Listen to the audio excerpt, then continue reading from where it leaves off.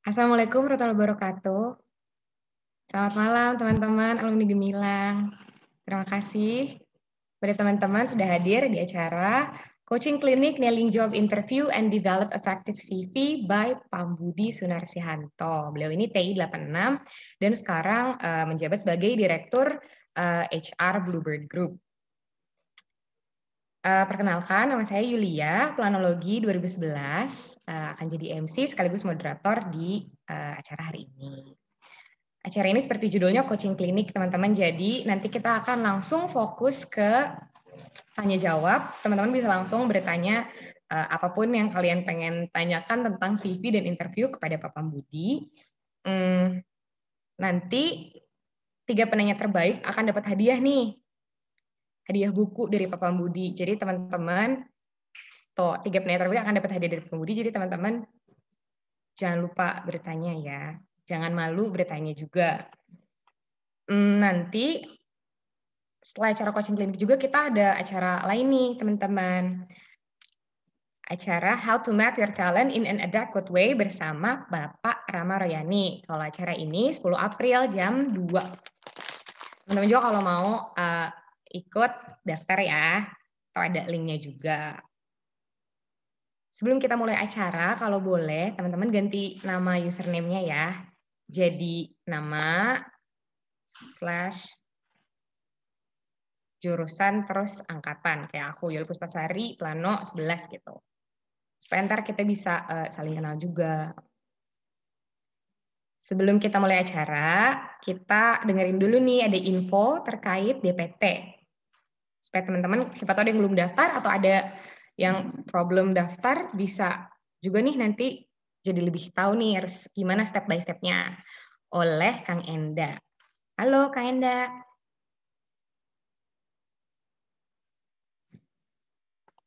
Halo. Halo. Silahkan, dipersilakan. Ya, sorry, saya videonya mungkin nggak dinyalain dulu ya, karena masih di jalan. Oke, sip. Mudah-mudahan nggak apa-apa ya. Iya, nggak apa-apa. Siap. Oke, jadi mungkin sekilas informasi aja. Saya rasa mungkin teman-teman yang baru lulus atau yang masih muda mungkin mudah-mudahan lebih gampang ya, mudah-mudahan lebih mudah untuk bisa melakukan pendaftarannya. Karena memang proses pendaftaran ini saat ini pemilu IAITB itu menggunakan mekanisme yang 100% online. Jadi ini yang pertama kali baru dilakukan selama sejarah IAITB. Tahun 2016 pemilu dilakukan secara hybrid. Jadi ada yang dilakukan secara online, ada juga yang dilakukan secara pemberian suara secara langsung gitu. Tapi di tahun 2021 ini seluruh pemberian suara dilakukan secara online. Nah, untuk teman-teman yang sebelumnya mungkin saya tambahkan bahwa memang pemberian suara ini bukannya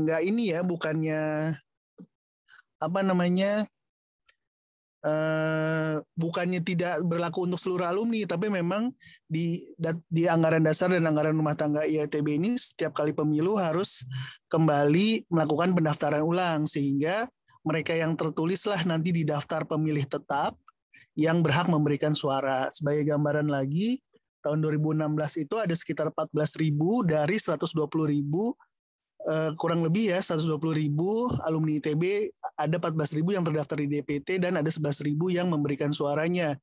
Nah, di tahun 2021 ini sudah 22.000 orang yang mendaftar dan sudah ada 14.000 yang tercatat di DPT. Jadi mungkin yang paling penting teman-teman nanti bisa sadari adalah bahwa sangat penting nih untuk melakukan pendaftaran dan berada di DPT, karena kalau enggak tidak bisa memberikan suara pada saat voting di tanggal 17 April nanti secara online.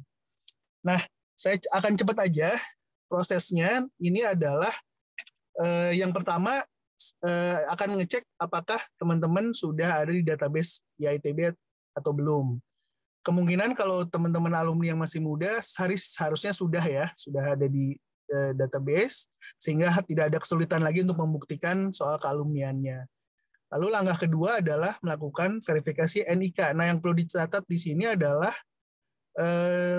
NIK itu mengandung kode, tempat, dan tanggal lahir. Biasanya tanggal lahir tentu nggak salah, tapi tempat ini suka menjadi masalah karena misalnya kita seingat kita lahir di Tanjung Pinang misalnya gitu ya, ada kodenya Tanjung Pinang, di NIK-nya itu ada Tanjung Pinang, tapi ternyata kita menuliskan tempatnya itu tidak sesuai dengan cara penulisan tempat yang ada di KTP kita. Jadi hati-hati terhadap penulisan tempat lahir kita gitu. Nah, kalau NIK-nya sudah selesai, sudah beres, sekaligus juga untuk memverifikasi bahwa memang yang mendaftarkan diri ini orangnya betul, akan ada juga proses verifikasi identitas yang berupa foto selfie dan juga video. Nah, ini nanti ada petunjuknya juga. Dan setelah itu, submit datanya selesai, kita memasukkan alamat email, nanti kita akan menunggu maksimal 4 hari untuk mendapatkan verifikasi diterima atau tidak gitu ya. Mungkin mayoritas tentunya akan diterima verifikasinya, kecuali misalnya yang perlu diperhatikan adalah jika pada saat pengambilan foto atau video itu kita dalam kondisi gelap misalnya, atau kurang terang gitu ya, atau videonya gagal upload. Nah, itu yang sering suka terjadi gagal verifikasi. Nah, yang perlu diingat juga adalah pada saat sudah verifikasi, lalu kemudian kita akan menerima email Anda sudah terverifikasi. Nah, jangan lupa langkah terakhir adalah melakukan aktivasi. Jadi pada saat ini masih ada banyak, sekitar 20%-an teman-teman yang sudah terverifikasi tapi tidak melakukan kembali aktivasi. Itu berupa ada email yang sudah melakukan verifikasi, emailnya kemudian kita klik, kemudian artinya kita melakukan aktivasi dan kita akan mendapatkan form di mana kita bisa melakukan set password lagi. Nah, itu baru kemudian kita melengkapi biodata, di mana biodata itu adalah langkah yang terakhir sampai kemudian ada keterangan Anda sudah ada di dalam DPT sementara. Nah, ini kadang-kadang juga suka rancu ya, DPT itu daftar pemilih tetap, sedangkan sampai kemudian betul-betul ditetapkan baru jadi DPT. Jadi sekarang tuh masih DPS, daftar pemilih sementara, atau ada juga yang menyebutnya DPT sementara gitu. Jadi daftar pemilih tetap tapi yang sementara gitu. Nah, tanggalnya jangan lupa adalah tanggal 11 batas pendaftaran DPT terakhir, dan juga tanggal aktivasi, karena nanti sampai tanggal 15 baru betul-betul akan dikunci menjadi DPT, dan tanggal 17 kita akan melakukan voting. Kurang lebih itu gambarannya. Ini saya akan cepat aja, teman-teman akan mendapatkan email, lalu kemudian ini melakukan aktivasi dan pendaftaran berhasil. Nah, keterangan yang terakhir, boleh slide berikutnya.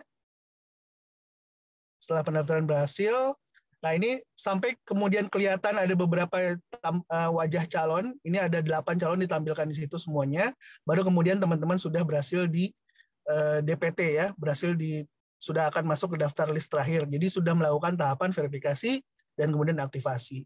Saya tak ada tambahan informasi setelah ini. Nah, ini jumlah yang per tanggal 5 April kemarin datanya, bisa dilihat bahwa sudah 21.000, hampir 22.000 orang yang mendaftar, tapi belum semua ada di DPT.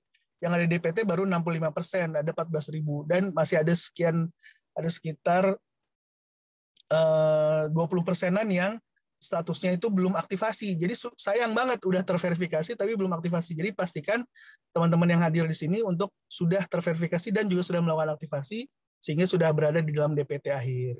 Selanjutnya lagi. Nah, ini bisa dilihat sekilas jumlah dari perangkatan, jumlah mereka yang sudah terverifikasi dan sudah aktivasi dan belum aktivasi. Yang kuning itu yang belum aktivasi ya. Jadi jumlahnya sekitar 20%, masih banyak tiap angkatannya. Satu slide lagi. Dan ini adalah yang per top 50 prodi yang paling banyak jumlah pendaftarnya, dan juga yang sudah aktivasi dan belum aktivasi. Nah, jadi kembali pertama, oke, slide selanjutnya lagi terakhir. Jadi yang pertama adalah tentu lakukan pendaftaran. Kalau belum melakukan pendaftaran, ini pendaftaran terakhir ada di tanggal 11, berarti di hari Minggu ini ya.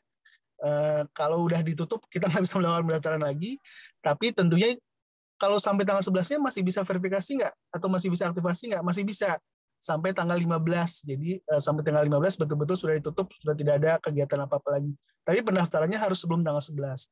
Dan yang jangan sampai lupa adalah setelah verifikasi, setelah aktivasi tanggal 17 nanti jangan sampai kelupaan juga berikan suara.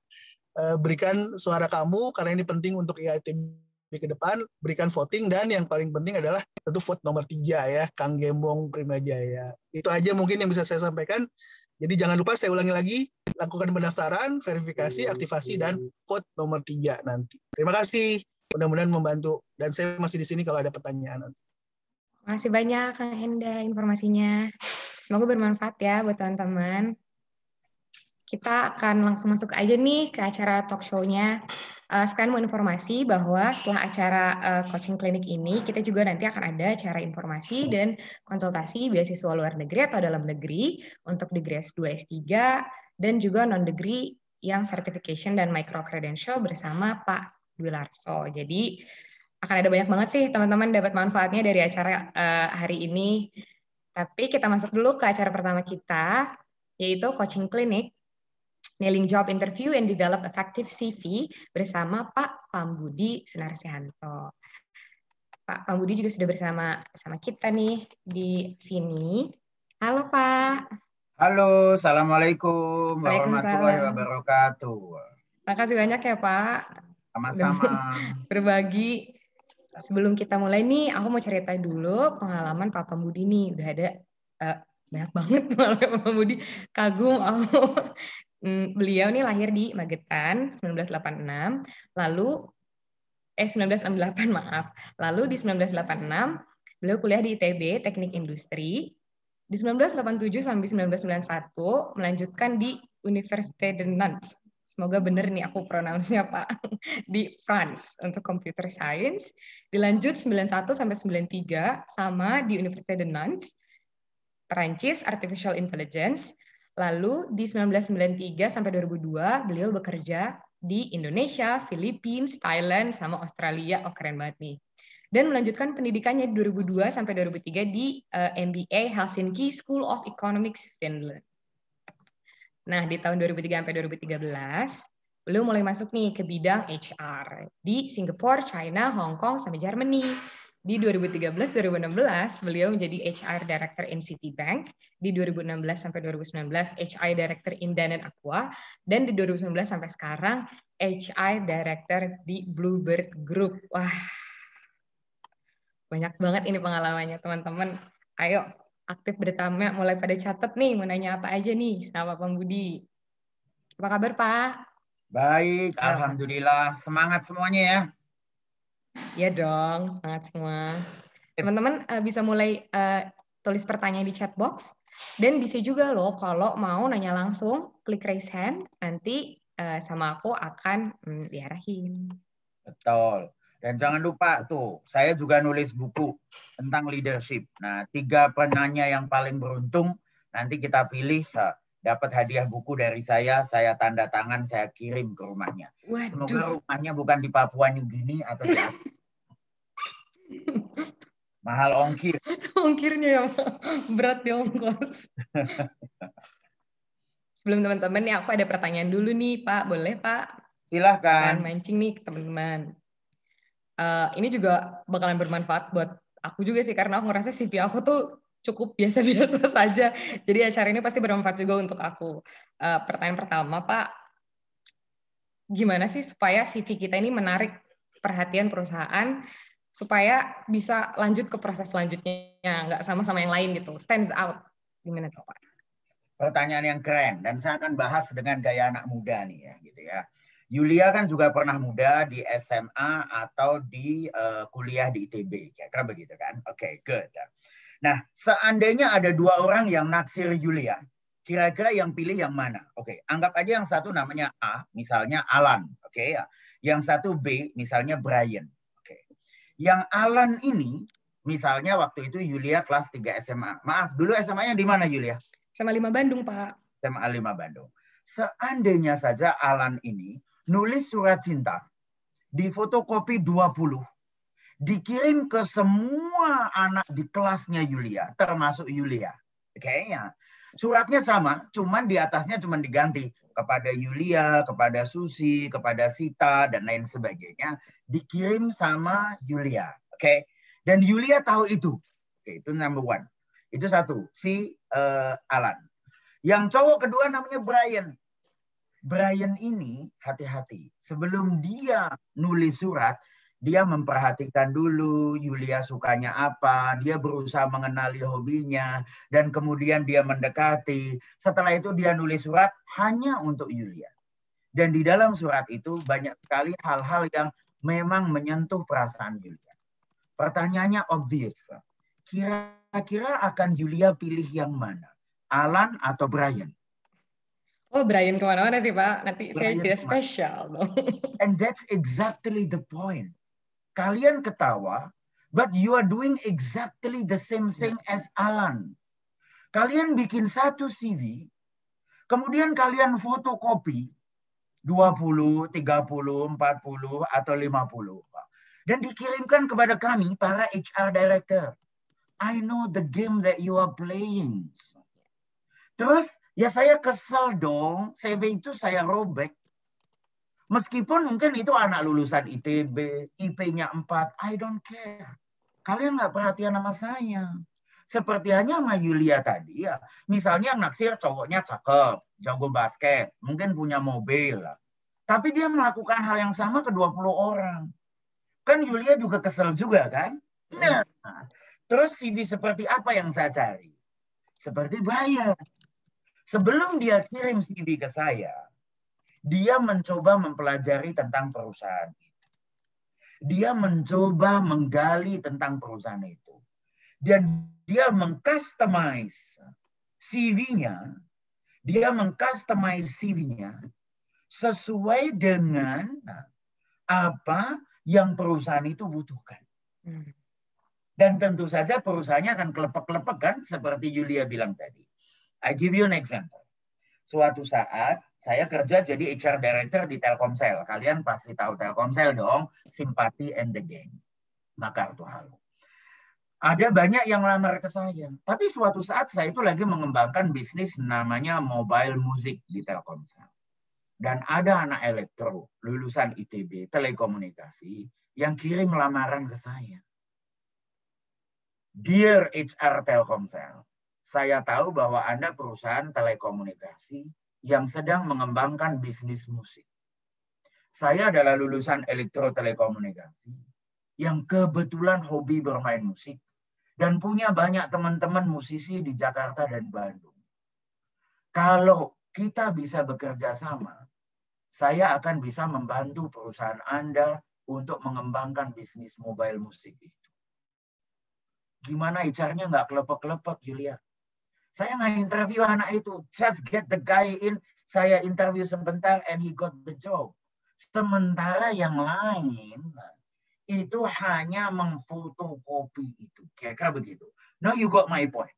Pada saat kita bikin CV, you don't think about yourself. You think about the company. Seperti halnya Brian. Pada saat dia naksir cewek, dia naksir dirinya. Dia mikir si ceweknya. Kira-kira ceweknya sukanya apa, dia pengen apa. And no wonder Brian dapat cewek. Sementara si Alan nyungsep. So remember this. It's not about you. It's about the company. It's not about what you want. It's about how you can help the company. Kira-kira begitu. Jelas ya? Nah, ada satu pertanyaan yang langsung masuk dan menarik. Itu namanya Zahrul.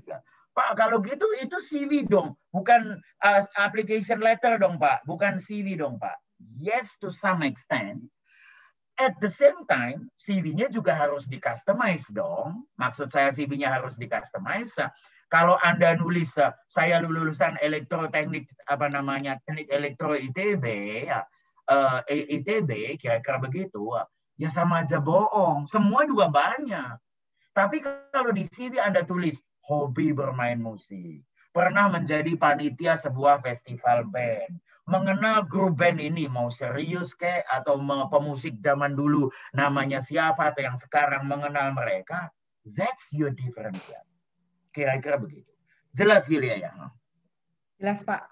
Wah itu sepertinya kesalahan yang umum banget dilakukan.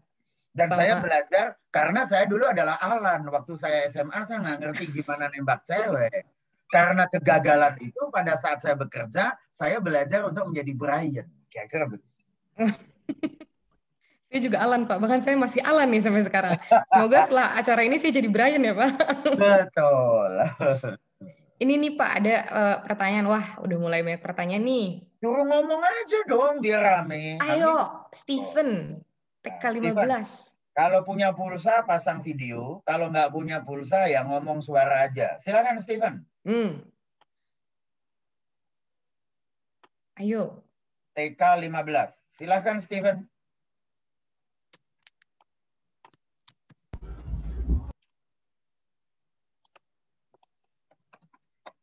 Halo. Steven. Malu. Wah, masih malu-malu nih Steven. Ya udah. Nggak apa-apa kok. Silakan. Susah. Baca aja ya Pak kalau gitu. Silakan dibaca aja pertanyaannya. Silakan Yulia. Katanya gini, Pak Pambudi dulu belajar CV dari mana Pak? Apa ada buku yang menurut Bapak perlu dibagikan? Wah, kalau ini sih aku juga tahu jawabannya. Silakan Pak. No, the best learning adalah learning by doing. Justru jangan terlalu banyak baca buku. We hate people who read book about CV dan about job interview. Karena apa? Nanti kalian ngapalin jawabannya.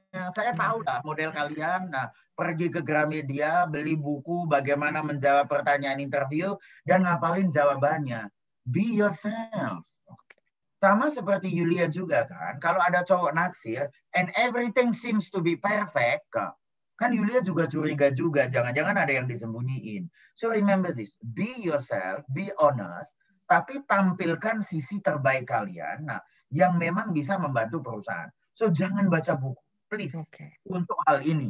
Untuk yang lain silahkan ya. Mau marketing, mau leadership. Baca buku sebanyak-banyak. Untuk hal ini, be yourself. Tapi learn about the company. Kayak begitu. Jelas? Ya. Jelas, Pak. Terus kalau lihat di Google juga kan suka ada template gitu ya, Pak. Jadinya nanti nggak khusus gitu loh kayak. Semua sama. Bener.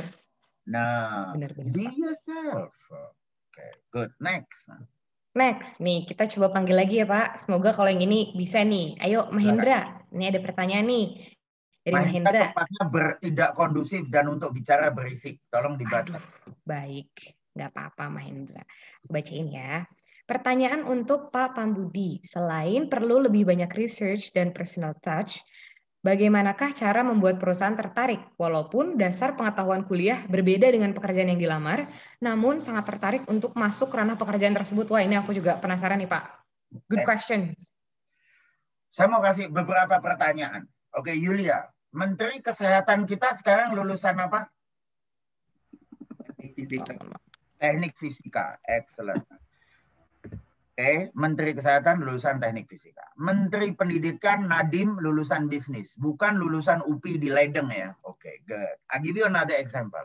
CEO Citibank Indonesia lulusan Teknik Kimia. Nah, ini tadi ada anak Teknik Kimia yang lagi nggak punya pulsa tadi, Steven TK15. Nah, Anda punya bakat untuk jadi lulusan Teknik Kimia. Anak saya namanya Ilma Al-Fadila, semoga bentar lagi bisa join. Dia lagi bangun tidur di Amerika sana.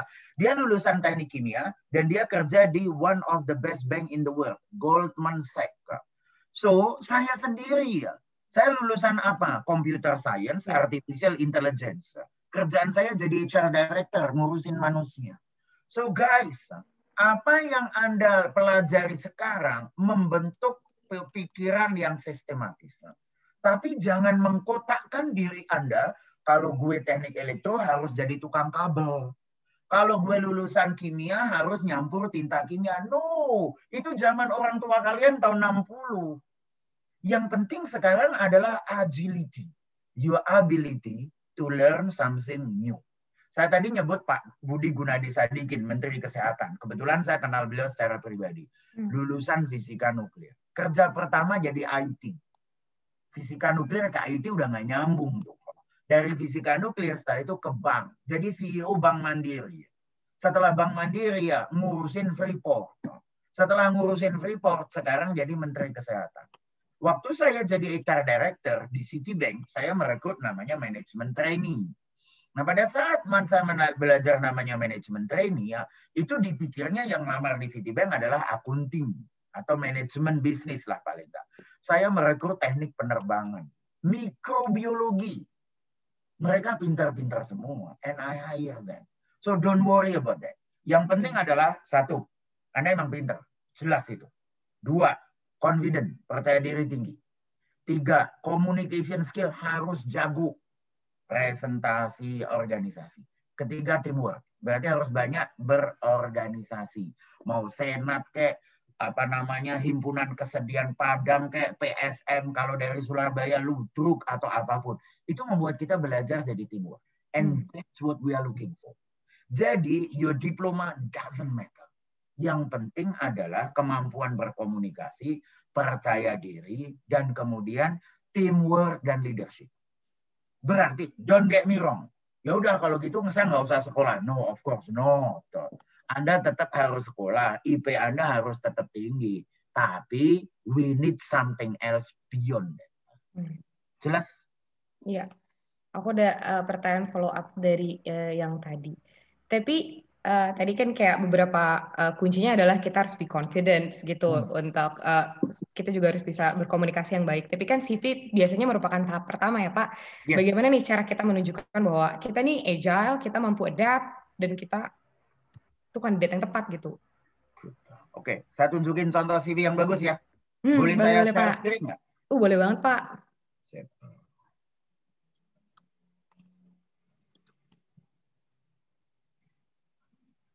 Oke, bisa kelihatan? Bisa. Oke, foto ini. Kalau enggak, don't worry, nanti saya juga share ke panitia. Tapi kalau mau biar gampang foto. CV, short and simple. 1 halaman, jangan lebih. Saya jadi HR Director di 4 perusahaan, pernah kerja di 7 negara, CV saya 1 halaman. Ada yang baru lulus, CV-nya udah 3 halaman. Bacanya udah males, coy. Oke ya, keep it short and simple. That's number 1. Terus kedua, yang ditulis ya S1-nya doang. Ada yang nulis dari SMA 5 Bandung, TK Margahayu, SD-nya di mana, TPA, sempat ikut kursus membaca Iqra. You don't care about that. Oke, jadi keep it short and simple. That's number 1. Keys. Kedua, focus on what you did and what you can do. Not what you learn, not what you know. Ingat banget ya. Jadi kalau kalian udah nulis teknik elektro S1 atau apapun teknik geodesi, that's it. Setelah itu pengalaman kalian yang penting. Makanya saya selalu menganjurkan ikut banyak magang, internship, kegiatan kampus. Karena itu sangat melakukan itu. Last but not least, apa sih yang membedakan kalian dari orang yang lain? Ini pusingnya saya sebagai HR Director. Kalian ngirim CV semua kayak telur nih. Semuanya sama.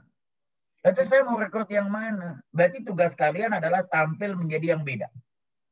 Nah tuh. Ada telur yang coklat.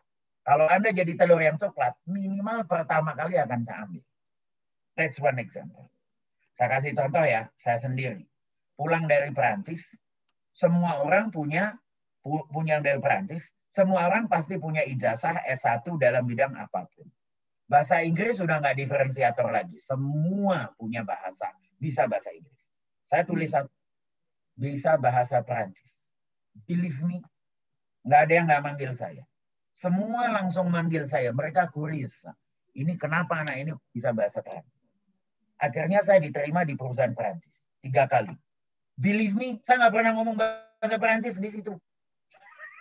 Karena kerjanya juga dengan orang Perancis, dengan orang Indonesia, dan yang lain sebagainya. Jadi saya 12 tahun kerja di perusahaan Perancis, nggak pernah ngomong bahasa Perancis. Tapi itu membuat kita jadi pembeda. Makanya saya bilang sama kalian semua sekalian.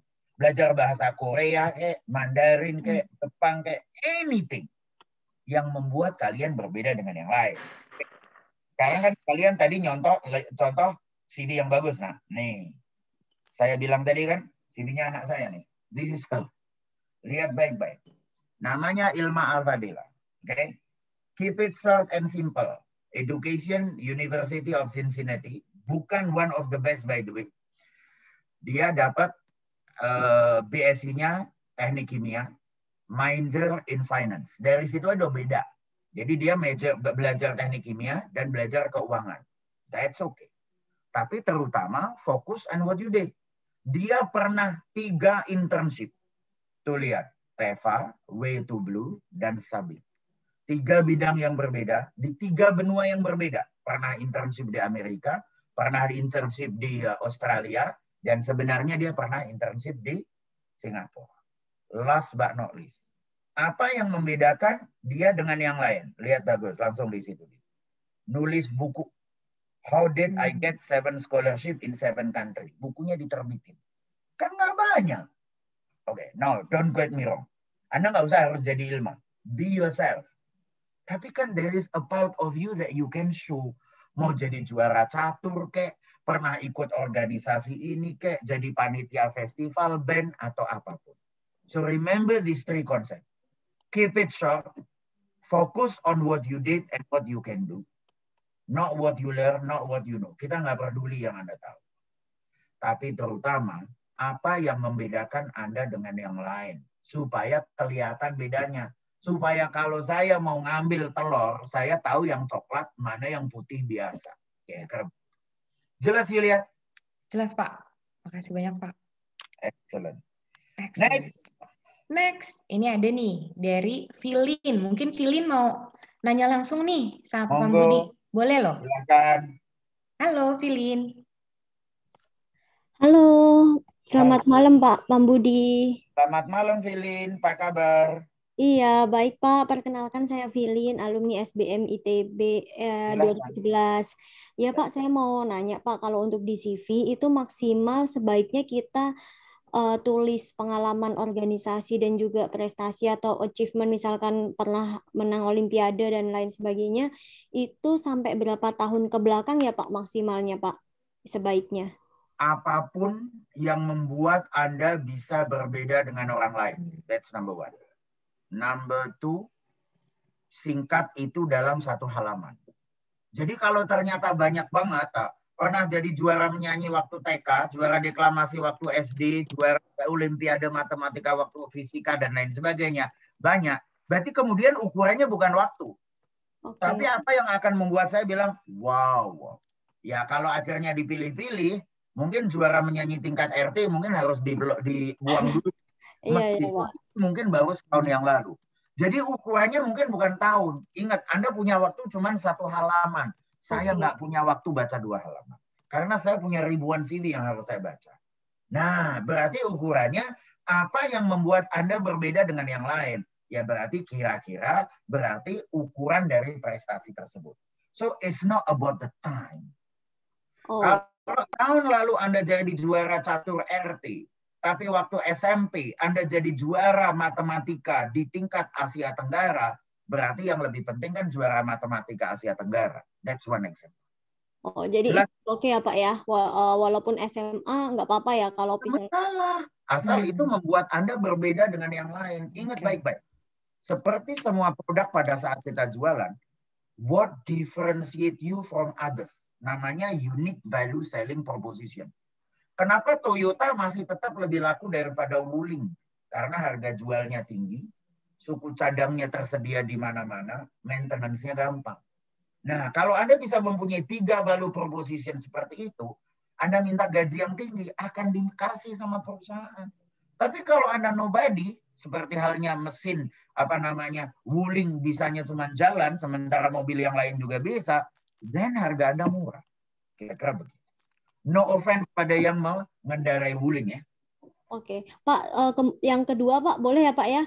Silakan. Kalau untuk pengalaman kerja itu kita tulis kerjanya sebagai apa saja, atau perlu job desk intinya perlu ditulis juga nggak Pak? Atau cuma jabatannya aja? Achievement. Jadi bukan job desk. Karena job desk kadang-kadang artinya mengerjakan ini. Tapi what you really achieve. Lihat tadi CV-nya Ilma. Saya memperbaiki sebuah sistem supaya bisa saving $500,000. That's an achievement. Kira-kira begitu. Oke, jelas? Kalau bingung dengan achievement, ini akronimnya. STAR. S-T-A-R. Situasi, task, achievement, result. Pada saat saya ada di situ situasinya begini, kerjaan saya begini, yang saya achieve begini, hasilnya begini. That's what you need to do. Jadi, we are result oriented. Job description nggak ada gunanya, karena kata kerja. Yang kita perlu adalah result, apa hasilnya. Jelas, Feeling? Ya, siap. Terima kasih banyak, Pak. Sama-sama. Silakan. Ya, selamat malam, Pak Gumilar. Next. Ya. Next Makasih. ini, makasih juga Filin pertanyaannya. Next ini ada yang nge-direct message nih ke aku, Fadli FI06. Mungkin ada yang mau Fadli mau. Jangan lupa ada Dino ya di chatroom, dia mau nanya langsung. Nanti Ini Fadli mau nanya nggak sebelum Dino nih? Silakan. Halo.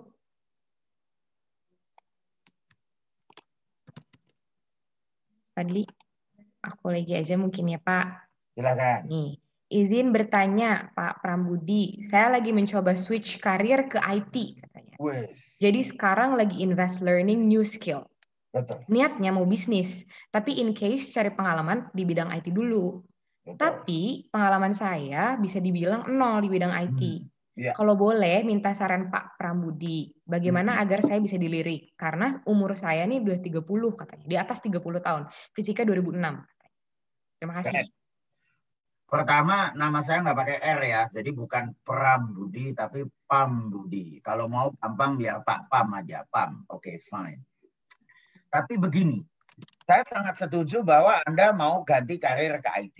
Saya dulu juga sama, kebetulan kebalikan. Saya IT engineer, setelah itu berganti jadi HR. Beda, fine. Tapi ya gini-gini akhirnya jadi direktur juga. So it was a good decision. Nah, terus gimana caranya? Nah, kalau saya IT engineer, tiba-tiba saya petentang-petenteng pergi ke departemen HR. Saya mau kerja jadi HR nih. Kan orang HR juga nanya, siapa lo? Emang lo ngerti apa tentang HR? What you can do? Belajar, learning. Jadi gimana caranya? Saya jadi IT, sambil kerja jadi IT, saya belajar dulu tentang HR. Berarti saya ikut training, webinar, baca buku, dan lain sebagainya. First thing first, belajar. Setelah belajar, saya banyak ngobrol sama anak HR. Orang HR itu kerjanya apa sih? Oh, talent management. Talent management itu apa sih? Gitu ya. Oh, begini. Oke, then I learn. Setelah itu saya bilang sama dia, kalau lu lagi sibuk, ada kerjaan yang gue bisa bantu, kasih tahu ya. Saya karena saya mau belajar, saya pengen bantu. Setelah itu saya mengerjakan, saya learning by doing. Setelah itu saya tanya, gimana kerjaan gue? Oke nggak? Oh, yang ini oke, yang ini kurang. Lakukan. You need to do exactly the same thing. Anda mau kerja IT. Berarti satu harus belajar sendiri. Baca buku, ikut seminar, ikut certification. Setelah itu learning by doing. Networking dulu, tanya sama orang-orang yang udah kerja di IT. Kerjaan lu gimana, ngapain aja. Setelah itu ada yang bisa gue bantu gak? Setelah itu, then you are moving. It take at least 2 years. Mungkin 3 tahun untuk pindah sebuah karir. That's what I did. Jangan belum apa-apa, lulusan fisika, tiba-tiba petentang-petenteng, gue mau nyari kerjaan di IT. Ya orang IT, gue belajarnya capek-capek 5 tahun, nah lu belum apa-apa udah langsung mau pindah aja. Lu pikir kerjaan gue gampang apa? Something like that. Jelas. So remember this, learning, networking, doing, then career transition. Okay. Jelas? Jelas, Pak. Ini Dino, MG 14. Dino. Udah nyalain kamera juga nih Dino. Makasih Dino, silakan. MG itu meteorologi geofisika ya? Metalurgi, Pak. Oh, metalurgi. Maaf. Saya di ITB-nya cuma sebulan dan tahun 86. Jadi nggak begitu apa. Silakan, metalurgi 2014.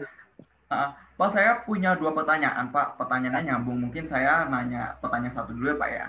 Kebetulan tadi saya kan buka LinkedIn-nya Bapak gitu, dan Bapak kan udah beberapa kali pindah perusahaan ya Pak, di beda-beda sektornya, ada Nokia, Telkomsel, Aqua, sama Citibank, sama yang sekarang gitu Pak ya. Nah, saya ingin bertanya kasus seperti ini Pak.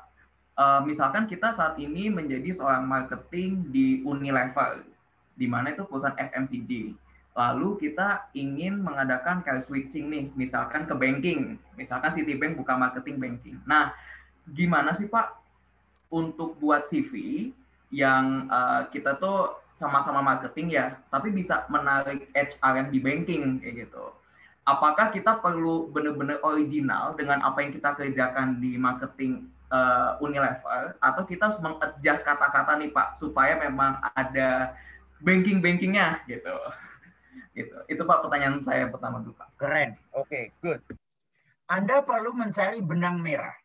Kenapa saya dari HR Director di Citibank bisa pergi ke Danone Aqua? Karena ada benang merahnya. Benang merahnya kalau di HR waktu itu namanya talent retention. Perusahaan-perusahaan besar punya masalah karena mereka semua itu udah ngedidik talent capek-capek, ternyata kemudian di-hijack atau dibajak sama orang lain. Nah, berarti HR harus bekerja keras sama CEO-nya membuat policy supaya orang itu tidak banyak yang keluar. Nah, ternyata di tempat lain mereka mengalami hal yang sama. Jadi metode yang saya terapkan di Citibank dan berhasil, ternyata alhamdulillah dibutuhkan di tempat lain. Jadi ternyata berhasil. Contoh, pada saat saya dari Citibank ke Danone Aqua. Pada saat dari Citibank ke Danone Aqua, saya melakukan, ada selain talent retention, saya melakukan namanya culture transformation, perubahan budaya. Pada saat itu kita mau go digital. Ternyata pada saat saya di Aqua dan berhasil mengimplementasikan itu, hal yang sama dibutuhkan di Bluebird. Kalian tahu kan, zaman dulu Bluebird harus melambaikan tangan. Sekarang tinggal menyentuh touchscreen dan udah bisa diantar. Nah, so Dino, yang Anda butuhkan adalah benang merah.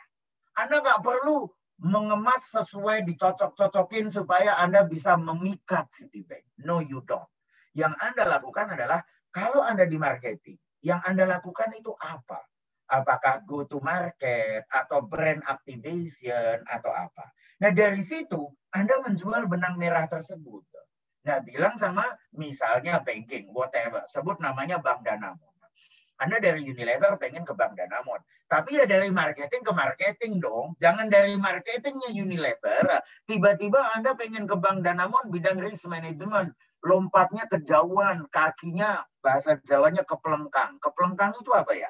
Pokoknya sakit lah karena ngebuka kakinya kebanyakan. Nah, so what you need to do adalah dari marketing Unilever ke marketingnya Danamon. Setelah di Danamon, ternyata mau pindah ke finance accountingnya Danamon nggak ada masalah. Tapi benang merahnya kan masih ada.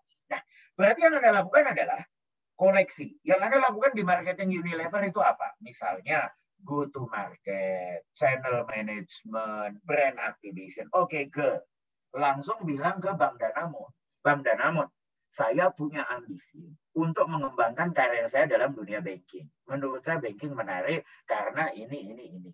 By the way, saya pengen masuk marketing. Saya tahu kalian memerlukan orang yang menguasai channel management dan go to market. Do your homework. Bisa baca annual report, bisa tanya sama teman-teman yang udah kerja di situ. Kalian memerlukan orang yang melakukan channel management sama go to market. That's exactly what I'm doing di Unilever. Nah, baru dari situ jualan. You know what I mean, Dino? Nah, makanya orang ngelamar itu nggak semudah ngelamar. You need to do a lot of homework before that. Saya itu, kalau punya ambisi 3 tahun, saya memang cita-citanya sebagai arsitek, membangun sebuah sistem. Setelah sistem itu berjalan, saya akan pergi ke tempat lain. Tapi saya perlu 1 tahun untuk mencari kerjaan. Kenapa 1 tahun? I need to learn about the company. I need to learn about the culture, problem yang mereka hadapi, dan terutama bagaimana saya bisa membantu.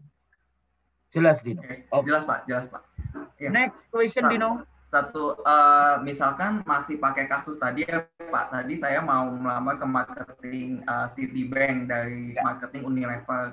Tapi pekerjaan saya sebelum di marketing Unilever itu adalah seorang engineer, Pak, di perusahaan oil and gas, katakan di Pertamina. Gitu. Nah, menurut Bapak, perlu nggak sih, Pak, pekerjaan saya jadi engineer di Pertamina ini saya hilangkan di CV, supaya si banking ini tertarik, oh ini anak emang benar-benar marketing nih, bukan orang yang yang suka pindah-pindah profesi gitu.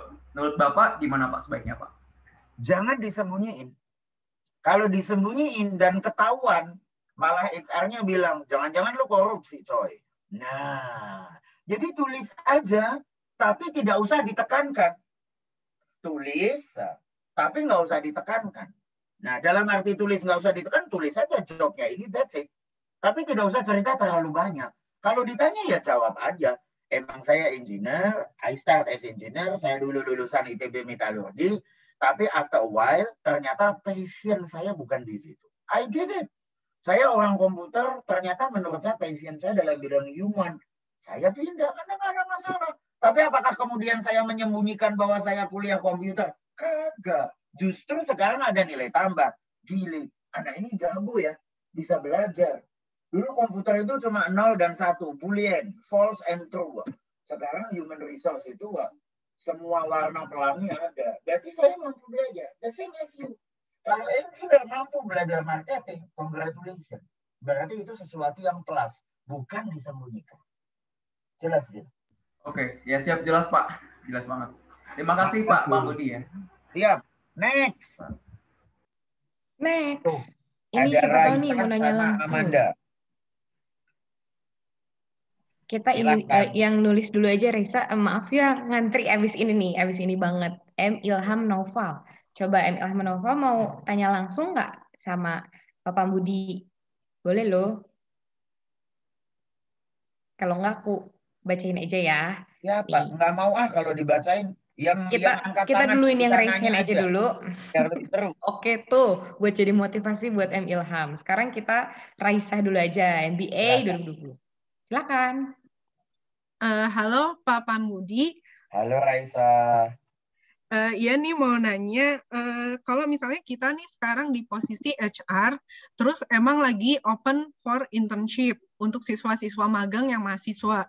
Nah terus kan kalau misalnya beda tuh antara kita ngerekrut untuk karyawan dengan ini internship, mereka tuh baru belajar, jadi mungkin dari segi CV yang kita terima tuh mungkin mereka masih kurang-kurang atau segala macam, tapi mereka tuh ada kemauan untuk belajar. Jadi gimana sih cara ngebedain seleksi untuk internship sama mereka yang untuk karyawan tanpa harus mengurangi kayak nilai-nilai perusahaan gitu lah.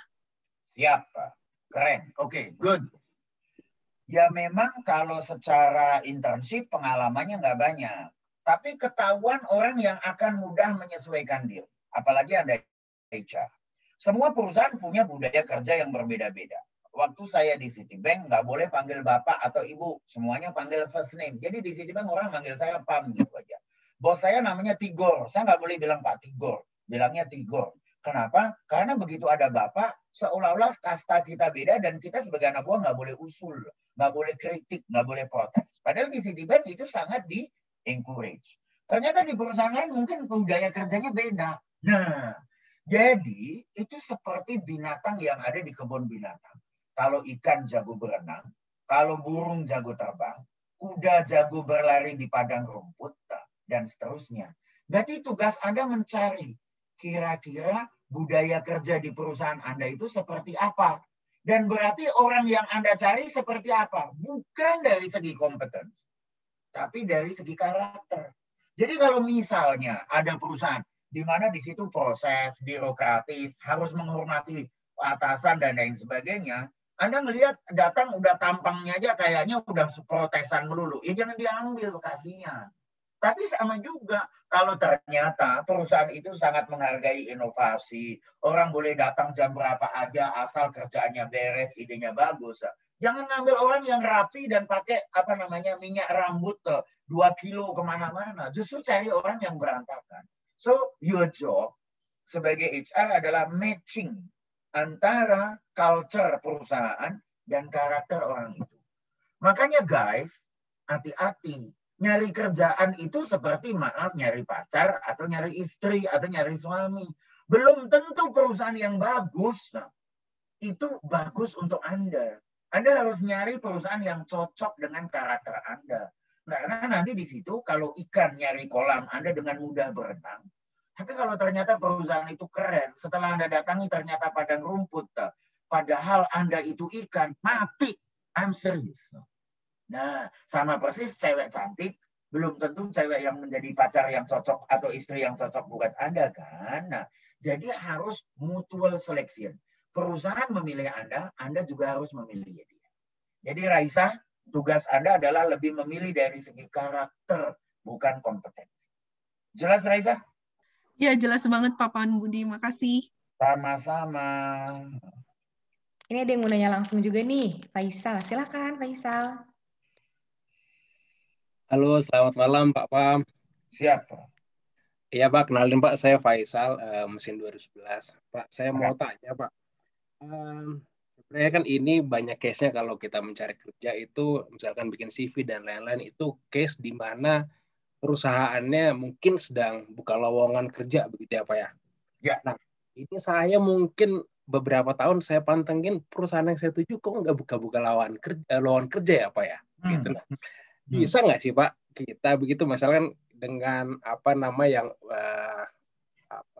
pengalaman profesional kita udah miliki dan lain-lain, bisa nggak sih Pak kita tuh melakukan pitch ke sebuah perusahaan untuk kayak saya mau kerja di sana gitu. Padahal sekarang case-nya nggak ada lowongan nih Pak. Kalau bisa itu gimana ya Pak caranya Pak? Gitu, Oke. Pak. Makasih Pak. Very good.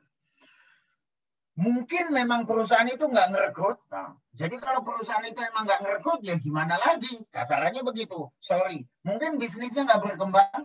Mungkin dia nggak menambah anak buah. Itu mungkin satu kemungkinan. Tapi kedua kali, Anda bisa aja bikin pitch. Nah, atau ngomong sama teman, hey, lu kerja di perusahaan ABC ya? Gue pengen masuk tuh. Bisa juga. Tapi ada caranya. Yeah. Caranya ya seperti ngelamar cewek tadi. Berarti Anda adalah bahwa Anda bilang kepada siapa namanya tadi ya, Anda bilang Anda mempelajari perusahaan, bisnisnya apa, masalahnya apa. Setelah itu bagaimana Anda bisa membantu dia. Ingat, how you can help them. Setelah how you can help them, nah sales pitch Anda nanti berhubungan dengan itu. Nanti bilang sama dia, saya tahu bahwa Anda sedang mengembangkan sebuah aplikasi digital tentang masalah ini. Saya punya pengalaman dan punya pendidikan tentang hal itu. Saya rasa saya bisa membantu Anda. Apakah kita bisa consider untuk bekerja sama? Got it. Kalaupun dia nggak merekrut dan ternyata pas dengan masalahnya, they will hire. Jadi ingat, again dimulai dengan mempelajari, mempersiapkan, baru menawarkan. Ingat 3M ya, mempelajari, mempersiapkan, baru menawarkan. Yang masalah adalah kadang-kadang semua orang belum apa-apa udah langsung menawarkan. Nah, pepesan kosong jadi. Jelas ya? Excellent. Noted Pak. Terima kasih Pak.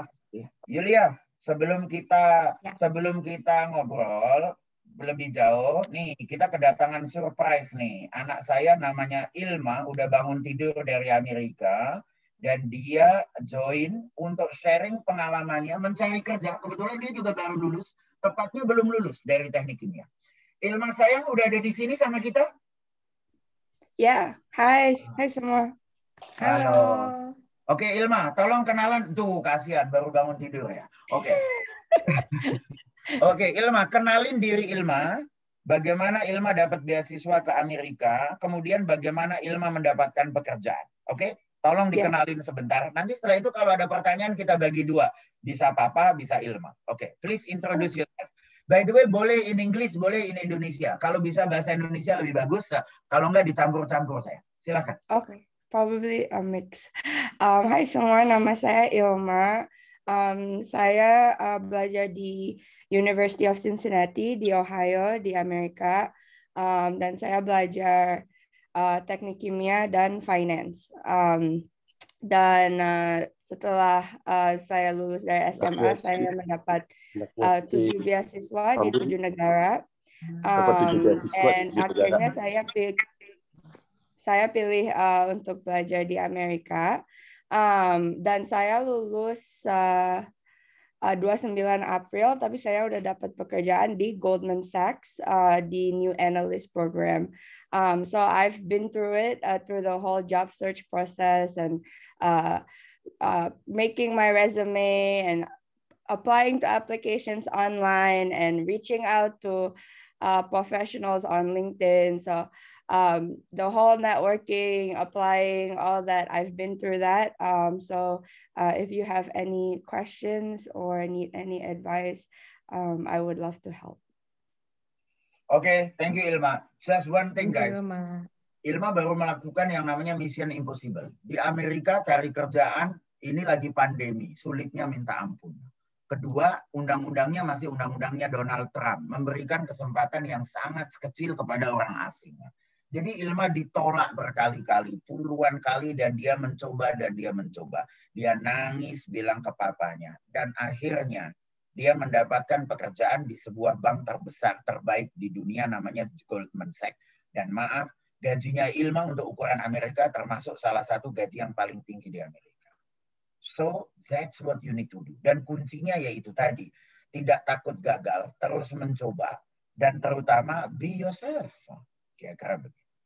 Oke, next question silakan. Nah, sekarang saya dan Ilma bisa jawab. Jadi kalau kalian mau nanya ke saya silakan, mau nanya ke Ilma juga nggak apa-apa. Kalau nggak, saya juga bisa bilang ke Ilma, saya suruh Ilma yang jawab. Karena pengalaman Ilma lebih fresh. Oke, silakan Yulia, next question. Boleh Pak, tapi sebelum next question nih, di tengah-tengah kita juga udah ada Pak Gembong nih Pak. Ya, silakan. Mungkin Pak Gembong, halo, selamat malam Pak. Gembong, bilangnya bukan gembong. Gembong. Aduh, saya salah jadi malu nih. Malam Pak Gembong. Masih di mute Pak, mohon maaf. Malam Mas Pak, malam Yulia. Pak, siapa tahu ada yang mau disampaikan Pak, sepatah dua kata-kata sebelum kita lanjut sessionnya. Iya. Saya ingin ikut mendengarkan aja karena memang menarik ya, dan saya sampaikan di sini bahwa Mas Pam ini ada juga mentor saya, meskipun kami seangkatan ya. Artinya belajar itu tidak harus dari orang yang lebih tua, bahkan dengan orang yang seumuran dan lebih muda pun juga nggak ada salah. Jadi beberapa tahun lalu beliau sempat membuat training dan saya ikut di situ. Jadi untuk melengkapi diri saya dari pengalaman-pengalaman yang saya alami selama ini, saya ingin bisa dipertajam ya supaya kita menjadi lebih baik ke depan. Jadi saya ingin menambahkan aja tadi yang Mas Pam sampaikan, jangan berhenti untuk mencoba dan harus berani untuk gagal. Mungkin juga tambahannya, jangan berhenti belajar dan jangan pernah berpikir kita tahu segala-galanya. Jadi itu juga sesuatu hal yang harus kita pegang ya, karena perjalanan ini adalah perjalanan belajar. Belajar meskipun bukan dari pendidikan formal, tapi lebih belajar dari pengalaman dan belajar dari kegagalan. Itu juga penting menurut saya, karena kita akan menjadi seseorang di masa yang akan datang, bukan karena kita selalu berhasil dalam setiap usaha-usaha kita, tapi kita akan menjadi seseorang di masa yang akan datang karena kita selalu belajar dari kegagalan-kegagalan kita untuk terus menjadi lebih baik. Mungkin itu. Terkait dengan IA, saya rasa ini salah satu contoh ya, kegiatan-kegiatan atau acara-acara seperti ini, sharing ya. Jadi artinya orang kan bertanya, IA itu apa manfaatnya buat kita? Ya tentunya sama kayak saya umpamakan yang paling mudah lah ya. Seperti IA itu adalah mall gitu misalnya ya, pusat perbelanjaan. Di dalamnya ada segala macam, ada pakaian, makanan, kebutuhan sehari-hari dan lain sebagainya. Kalau kita melihatnya dari halaman depan, maka kita akan bilang mall ini nggak ada gunanya buat saya. Tapi kalau kita mendekat, masuk ke dalamnya, bahkan kemudian berputar-putar di dalamnya, kita akan menemukan banyak hal yang kira-kira bisa kita manfaatkan, bisa mensupport kita, ya kan? Jadi saya mengajak teman-teman semua untuk mendekat dengan IA, masuk ke dalamnya, cari apa yang kira-kira bisa membangun karir kita, memperkaya knowledge kita, membangun networking dengan sesama alumni ITB, bahkan dengan alumni-alumni perguruan tinggi di seluruh Indonesia lainnya yang juga ikut bergaul di ITB. Jadi itu mungkin yang dari saya ikut mendengarkan aja apa yang disampaikan Mas Pam, karena saya kasih tahu sama teman-teman semua, apa yang disampaikan Mas Pam ini selalu menarik Dia teman saya, banyak memberikan cerita-cerita. Kadang-kadang beliau ini bisa sulap juga, bisa ngelawak juga. Jadi lengkap lah. Jadi ini bisa menjadi teman kalian semua untuk membangun harapan dan masa depan yang lebih baik ya. Mungkin itu aja dari saya. Terima kasih. Assalamualaikum warahmatullahi wabarakatuh. Waalaikumsalam warahmatullahi wabarakatuh. Makasih banyak Mas Gembong. Sepakat banget tuh. Analogi IITB sebagai mall itu bagus juga tuh. Nggak kepikiran sama saya. Kita lanjut ya, next question. Silahkan. Ilham Naufal, MBA 2017. Assalamualaikum Pak, saya mau tanya tips yang baik saat wawancara. Lebih baik, ini ada 2 pilihan. Yang pertama, be honest and be yourself. Yang kedua, mensiasati seakan-akan I'm the best. Kata dia, maaf nih, nggak bisa nanya langsung lagi di luar. Silahkan. Okay. And Ilma, please add. Your goal is not to show that you are the best. Tujuan Anda nggak usah sombong dan bilang Anda terbaik. Tujuan Anda adalah bilang bahwa Anda mampu memecahkan masalah mereka. Seperti saya bilang tadi adalah suami istri atau pacar.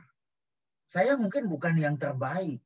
Ya, kalau misalnya saya mau bilang ke istri saya bukan yang terbaik. Mungkin saya bukan yang paling ganteng, bukan yang paling kaya, bukan yang paling pintar. Tapi saya bilang sama istri saya, percayalah, saya yang akan paling bertanggung jawab seumur hidup kamu. Nah sama, ke perusahaan Anda nggak usah nunjukin bahwa you are the best. Tapi you need to tell that you are the most fit. Nah, fit itu pas, yang paling pas. Makanya dimulai dengan learning about the company dan bagaimana Anda bisa membantu mereka. Betul begitu Ilma? Tolong tambahin. Do you need to show that you are the best? No. You don't. No one is the best, and especially because you're early in your career. They don't expect you to know everything, so you don't have to be the best. But what you could be the best in is enthusiasm, showing that you are very interested in the company. So a great way, like my dad said, is to research on the company. Another way is to prepare questions to ask them, and that makes it more of a conversation, and it shows you want to learn more about their experience and about the company. So enthusiasm and interest is probably the biggest factor. You don't have to be the best, but you should be the most interested. Yeah. Makasih. Pertanyaan selanjutnya, ini Amanda, ya. Amanda, siapa tahu mau nanya langsung? Amanda T14, silakan. Oh, lagi nggak bisa juga nih kayaknya. Maaf, nggak bisa. Oke, aku bacain aja. Nggak bisa. Yang bisa dulu deh. Ada yang bisa nggak? Eka mungkin. Eka. Eka Hastari. Eka Hastari. Halo. Ada?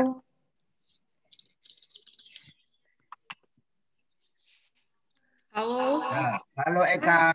Nah, akhirnya ada juga yang tampil. Silakan Eka. Ya, selamat malam semuanya. Selamat malam especially Papa Budi. Papa Budi ini kalau boleh share leader yang I look up to personally when I was working for Danone Aqua. Jadi saya ternyata kita pernah kerja di satu perusahaan ya. Oke, thank you. Iya, Pak, kerjaan protein waktu itu kebetulan. Iya, thank you.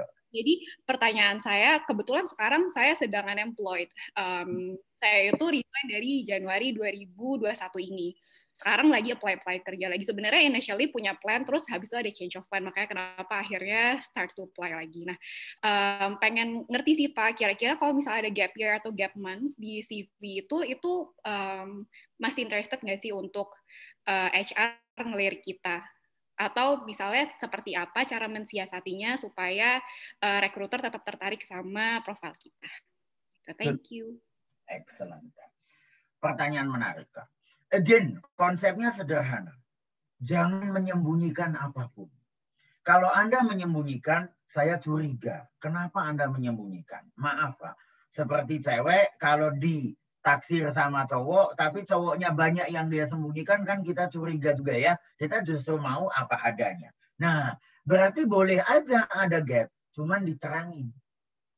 Nah, berarti kan tadi ada rencana, whatever. Misalnya saya mau kuliah lagi. Misalnya saya mau membuat sebuah rencana, mau membuka bisnis. Dan ternyata gagal. And that's okay. Seperti dibilang Mas Gembong. Kegagalan itu nggak ada masalah. Orang Indonesia itu salah. Dipikirnya gagal adalah lawan kata sukses. Padahal gagal itu adalah bagian dari sukses. Tidak ada yang berhasil kalau belum pernah gagal. Nah, tulis. Atau misalnya, mohon maaf, rencana mengikuti suami ke luar negeri, ternyata nggak jadi. Atau apapun. So you need to tell what you did. Jadi misalnya resign-nya Januari tahun 2020, selama setahun ngapain? Volunteer jadi guru kayak membuka bisnis dan ternyata gagal atau apapun. Dan setelah gagal, then you come back again. Tapi explain what you are doing, what is the project. Menjadi volunteer, and we really appreciate. Kira-kira begitu. Jelas, Eka? Thank you. Yes, well, it's okay to put it on the CV ya. Bagus. Ditulis, tapi ngapain? Dan ditulis dalam bahasa yang menarik. Dan terutama dituliskan juga selama 1 tahun, meskipun saya nggak bekerja, saya belajar tentang ini. Whatever. Ya, kalau begitu. Oke, Eka? Okay. Thank Well, you. thank you. Makasih. Next. Kalau belum ada, bisa dibacakan itu tadi pertanyaannya siapa tadi ya? Oke. Tapi ini ada yang direct message juga nih Kak. Aku banyak yang direct. Yang Muhammad. direct mau nanya langsung nggak? Namanya sama nih Amanda. Kalau nggak aku mau bacain yang sebelumnya nih. Nanti kalau ada yang mau raise hand ya. Jangan malu-malu. Aku baca yang M. Ilham Novel dulu nih. Assalamualaikum Pak. Saya mau tanya tips yang baik saat tadi udah, mohon maaf. Yang Amanda yang direct message ke aku. Halo Papa Budi, saya baru lulus dari MBA ITB dan sangat berminat untuk bekerja di HR. Saya pernah magang di HR Kompas dan OJK dan juga sudah mengambil sertifikasi dari BNSP sebagai HR Officer. Pertanyaan saya, what other homework I can do as a fresh graduate who wants to get a job in HR? Terima kasih. Good, excellent. Saat ini banyak sekali orang yang pengen kerja jadi HR. Tiba-tiba HR menarik. Karena semua bisnis perlu HR. And let me give you a secret. Kalau Anda HR yang bagus, gaji Anda termasuk tinggi dibandingkan dengan gaji yang lain. Dan itulah kenapa orang pengen masuk HR. Terus terang begitu.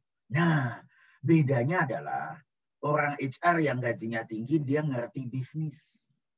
Jadi, orang HR yang gajinya rendah adalah orang yang menganggap HR sebagai admin. Bayarin orang, administrasi cuti, ngurus surat keputusan, rotasi, promosi, dan yang lain sebagainya. HR yang mahal adalah HR yang ngerti. Bisnis saya begini, strateginya begini, customer saya harus saya giniin. Berarti saya perlu orang seperti ini. Dengan budaya kerja seperti ini. Yang ada saya training, yang belum ada saya rekrut. Nah, itu baru HR yang keren. Berarti Anda harus ngerti. Orang HR harus ngerti finance seperti orang finance. Orang HR harus ngerti strategi seperti orang strategi. Saya masuk Bluebird. Perusahaannya dulu taksi. Sekarang lagi mereformasi teknologi.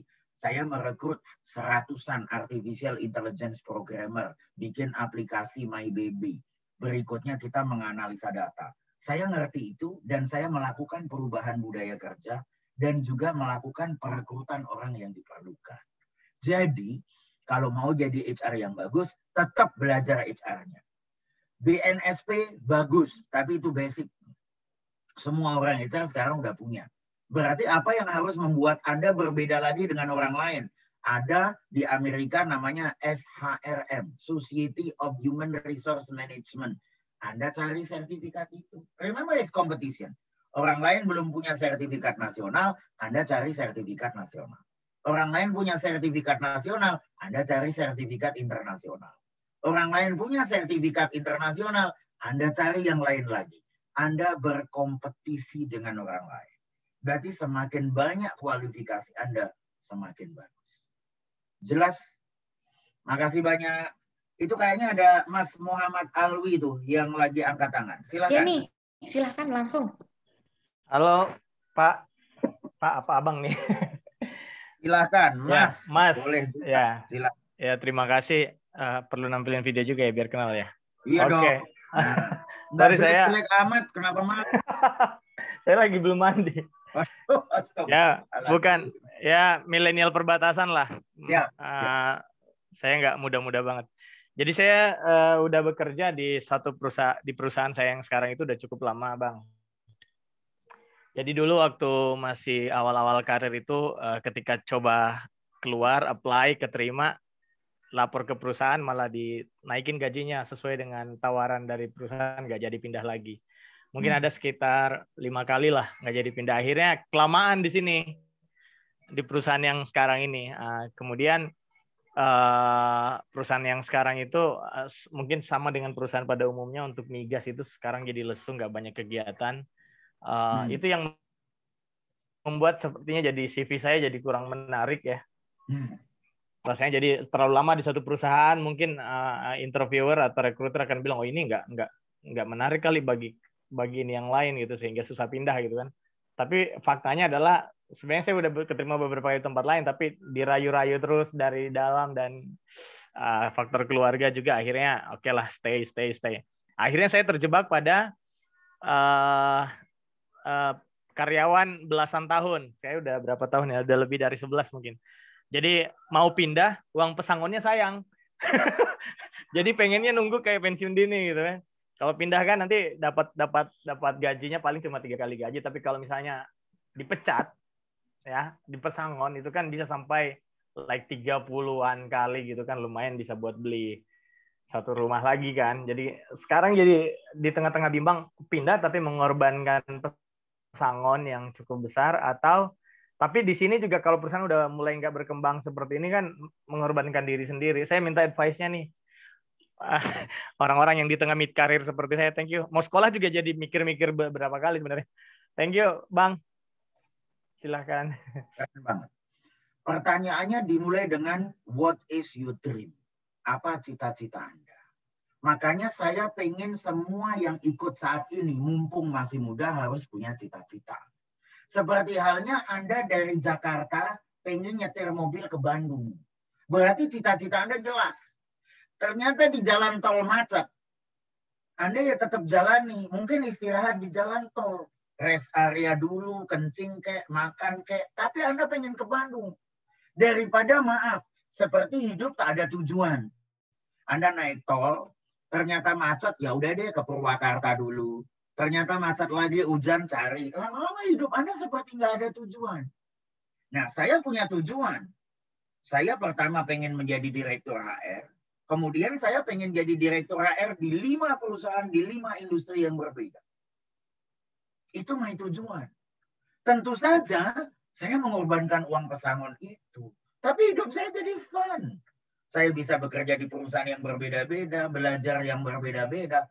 But mungkin Pak Muhammad Alwi punya uang lebih banyak daripada saya.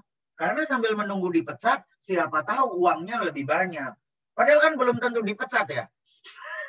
Sambil nunggu dipecat, sambil nunggu pesangon, nah, mungkin Anda menderita. Waduh, gimana dong saya nunggu begini. Ada program pensiun dini 45-15. Jadi usia minimal 45 dan minimal kerja 14. Saya tercapai itu di 45 tahun, tapi itu pun perlu approval lagi sebenarnya. Exact. Kan nggak pasti juga. Nah, terserah. Wait again. Kalau ternyata cita-cita Anda untuk mendapatkan uang itu, kalau dream Anda adalah untuk mendapatkan uang itu, go for it. Semenderita apapun, segelisah apa-apapun, nah, Anda lakukan. Karena Anda ingin mendapatkan uang itu. Makanya uang itu kan beda-beda. Mimpi orang kan beda. Saya bermimpi secara karir. Mungkin bagi Anda uang itu begitu penting. Mungkin ada orang yang cita-citanya pokoknya keluarga saya harus bahagia. Setiap hari jam 5 saya harus pulang. Ada. Mungkin ada wanita, ya tugas saya yang penting kan sambil merawat suami dan anak. Jadi saya jam 5 harus pulang. Everybody has different dream. Makanya saya mau nanya, what is your dream? Kalau ternyata dream Anda memang untuk mendapatkan uang pensiun itu, saya berdoa semoga Anda mendapatkannya. Silahkan mempersiapkan. Setelah dapat uang itu mau diapain? Mungkin buka usaha sendiri. Apakah Anda harus belajar? Jangan-jangan karena belum pernah belajar jadi pengusaha, sekali dapat pensiun, nah, kemudian di modalnya habis untuk itu bangkrut lagi setahun kemudian. Ya, ya. Nah, so prepare for that. Nah, kedua, kalaupun Anda ternyata mau pergi ke perusahaan lain, ya nggak apa-apa. Tapi again, learn. Anda ngertinya perusahaan minyak. Anda pengen ngelamar di perusahaan banking, yang mana mau bankingnya nerima. Belajar dulu. Remember this. Learning, networking, baru learning by doing tadi. Nah, itu baru bisa diterima. Jelas ya, Mas Al? Siap, Pak. Nah, that's why I join IAITB lah. Biar memperbanyak jaringan. Iya, good question buat Mas Alwi. Tapi for all of you yang masih muda, remember set your dream. What is your dream? Dan dari awal disiapkan. Supaya kalau misalnya dreamnya mau ke Bandung, ternyata resign ditawarin gaji yang lebih bagus, ya kagak. Saya mau cita-cita saya begitu. Lah kalau cita-citanya duit, nggak apa-apa. Tapi kalau cita-citanya karir atau yang lain kan, kita nggak boleh tergoda dengan yang lain. Kira-kira begitu. Ya. Thank you. Silakan. Thank you, Pak. Makasih. Berat nih, berat. Next, ini kayaknya mau ngomong langsung nih. Arfan TL16, silakan. Silakan Arfan. Halo, tadi Arfan ngetik tapi kayaknya siap juga nih nanya langsung. Kalau nggak salah ya. Halo. Halo. Halo Arfan. Beli pulsa. Kita skip dulu Arfan deh. Ini ada pertanyaan sebelumnya nih yang tadi dia juga lagi di luar. Jadi mohon dibacakan oleh moderator katanya. Namanya Amanda FT 2014. Silakan. Fisika teknik. Saya ingin bertanya Pak Pambudi. Bagaimana jika CV yang memuat value terbaik dari hasil personal riset kita terhadap suatu perusahaan tidak memenuhi persyaratan awal yang ditetapkan oleh perusahaan? Bagaimana caranya agar HR memandang CV kita menarik meskipun kualifikasi awalnya tidak memuat semua poin yang perusahaan tersebut inginkan? Apakah masih worth it untuk diperjuangkan, Pak? Katanya gitu. Good. It's worth it dong kalau emang itu dream Anda, emang itu cita-cita Anda. Ya contoh sederhana saya kembaliin, Anda naksir seorang cewek. Si cewek itu maunya begini ya. Ternyata Anda nggak punya salah satu kriteria. Is it worth it? You will dong. Anda harus berusaha sekerasnya. Dan mungkin berarti Anda harus menutupi kelemahan Anda dengan kelebihan yang lain. Nah, jadi misalnya perusahaan itu punya 5 kriteria, ada satu nggak masuk, coba tonjolkan 2 atau 3 kelebihan yang lain. Siapa tahu itu dilirik. Makanya hidup Anda sebenarnya adalah mengkoleksi yang namanya diferensiator. Makanya guys, kalau cuma lulus S1, mau dari ITB, mau dari manapun, belum jadi diferensiator. Anda harus punya ijazah S1, bahasa asing, sertifikasi, pengalaman berorganisasi, dan lain sebagainya. And that's diferensiator. Makanya tugas Anda mengumpulkan diferensiator. Saya mau tanya cerita tadi tentang Ilma juga. Kebetulan ada Ilmanya di sini. Perusahaan di Amerika sangat mementingkan menerima orang Amerika. Betul kan Ilma? Ya iyalah. Karena apa? Mereka pengennya nggak capek-capek ngurusin visa. Kira-kira begitu kan? Nah, jadi mereka mementingkan orang Amerika. Tapi Ilma bilang, saya punya pengalaman teknik kimia dan finance. Pernah magang internship di Amerika, Singapura, dan di mana Ilma? Australia. 3 benua berarti punya pengalaman tinggal di situ. Kemudian dia punya pengalaman berorganisasi jadi apa Ilma? Student Association atau apapun. Pernah nerbitin buku. Jadi satu kelemahan dia yang bukan orang Amerika ketutup sama kelebihan yang lain. Oke. So to answer to your question, nggak apa-apa. Tapi Anda harus mencari kelebihan yang lain. Jangan sampai 5 dikurangi 1, 4, Anda tetap 4. Padahal yang lain 5. Berarti Anda harus cari 2 atau 3 hal yang lain yang sanggup menutupi kelemahan tersebut. Jelas? Good question semuanya. Lanjut, ini Arfan nih yang tadi sepertinya nggak bisa nanya langsung. Aku bacain aja ya. Silahkan. Malam Pak Pambudi, perkenalkan saya Arfan TL16. Betul. Biasanya perusahaan punya beberapa kualifikasi untuk rekrutmen fresh graduate. Salah satunya adalah IPK. Saya ingin bertanya Pak, Misalnya, perusahaan impian saya punya syarat IPK 3,5, sedangkan IPK saya mendekati ini, dia 3,48. Menurut Bapak, apakah saya tetap harus ikut mendaftar? Jika iya, apa hal yang harus saya lakukan di CV saya agar saya dapat menarik minat HR? You can try, tapi kan nggak ada garansi. Tapi lagi-lagi kan itu kelemahan tadi kan. Nah, berarti kan beda dikit kan. Nah, tutupi dengan kelebihan yang lain. 3,8, tapi saya pernah jadi ketua senat. 3,48, tapi saya pernah punya pengalaman berorganisasi. 3,48, tapi saya punya sertifikat dalam bidang finance. Atau saya bisa coding atau apapun. Semoga itu bisa menutupi kelemahannya. Ternyata nggak menutupi kelemahannya, ya mau gimana lagi. At least you try. Tapi jangan mudah menyerah. Contoh sederhana. Misalnya nih, Yulia nih, pengen punya pacar. Dia pengen punya requirement-nya cowoknya tingginya harus 170 misalnya. Nah, ternyata ada yang datang cuma 168. Tapi dia udah punya pekerjaan yang mapan. Akhirnya Yulia harus milih 172 tapi bokek atau 168 tapi punya pekerjaan yang mapan. Yulia milih mana? Ya udahlah, meskipun tadinya 170, ya kurang-kurang 2 cm nggak apa-apa lah. And exactly working the same thing. Jelas ya, Yulia? Jelas, Pak. Jelas banget lah, Bapak analoginya dari tadi nih, mantap. Next question nih teman-teman, aku mau ngingetin juga ya, kita insya Allah acara yang coaching clinic ini selesainya sekitar jam 9, jadi jangan lupa pada mulai masukin pertanyaan, jangan sampai kehilangan kesempatan buat nanya langsung sama Papa Budi dan Ilma. Keren-keren banget nih pembicara kita. Sebelum aku bacain ke pertanyaan selanjutnya nih, sambil nunggu, aku juga ada pertanyaan pribadi. Ini siapa tahu juga dirasakan sama teman-teman yang alumni Gemilang yang baru lulus nih. Terkadang kan juga suka ada orang yang setelah lulus ini bingung, apakah lebih baik kita kuliah dulu, S2 misalnya mau lanjutin, atau lebih baik milih kerja dulu untuk pengalaman. Sebenarnya kalau menurut Pak Budi dan menurut Ilma, baiknya gimana nih? Experience kerja dulu atau langsung sekolah S2 dulu? Oke. Maaf, Ilma belum bisa jawab karena dia belum pernah kuliah S2 ya, Ilma ya. So sorry, I'm the one who will answer. Oke, good. Sederhananya begini, S2 itu adalah sebuah buku petunjuk digital kamera. Kerja itu adalah menggunakan digital kamera. Jadi, kalau Anda S1 langsung ke S2, itu orang yang sibuk membaca buku petunjuk pemakaian digital kamera, tapi tidak pernah memegang kameranya. Kalau Anda pegang S1 doang, dan Anda mengutak-atik kamera dan bekerja, bagus.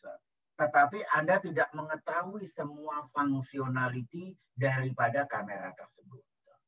Jadi saya tetap merekomendasikan, kalau bisa, kuliah selesai, kerja dulu 2 atau 3 tahun, baru kuliah. Karena pada saat Anda kuliah lagi, nanti Anda ngerti, nyambung. Oh, maksudnya tuh begini. Ya, karena begitu. That's number 1. Kedua, S2-nya apa? Nah, kalau Anda pengen jadi dosen, saya sangat merekomendasikan S1-nya teknik fisika, S2 teknik fisika, S3 teknik fisika, kalau perlu kayak Samsung sampai S7, S9, S20 fisika. Nggak masalah.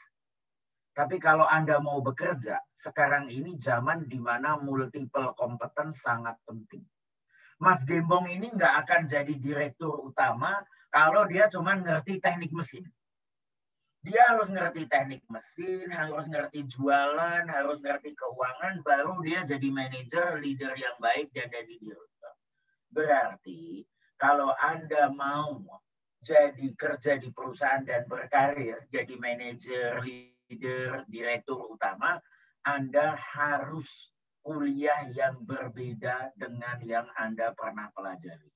Jadi S1 teknik, S2 keuangan, atau MBA, malah hukum, atau apapun. You have to do something completely different.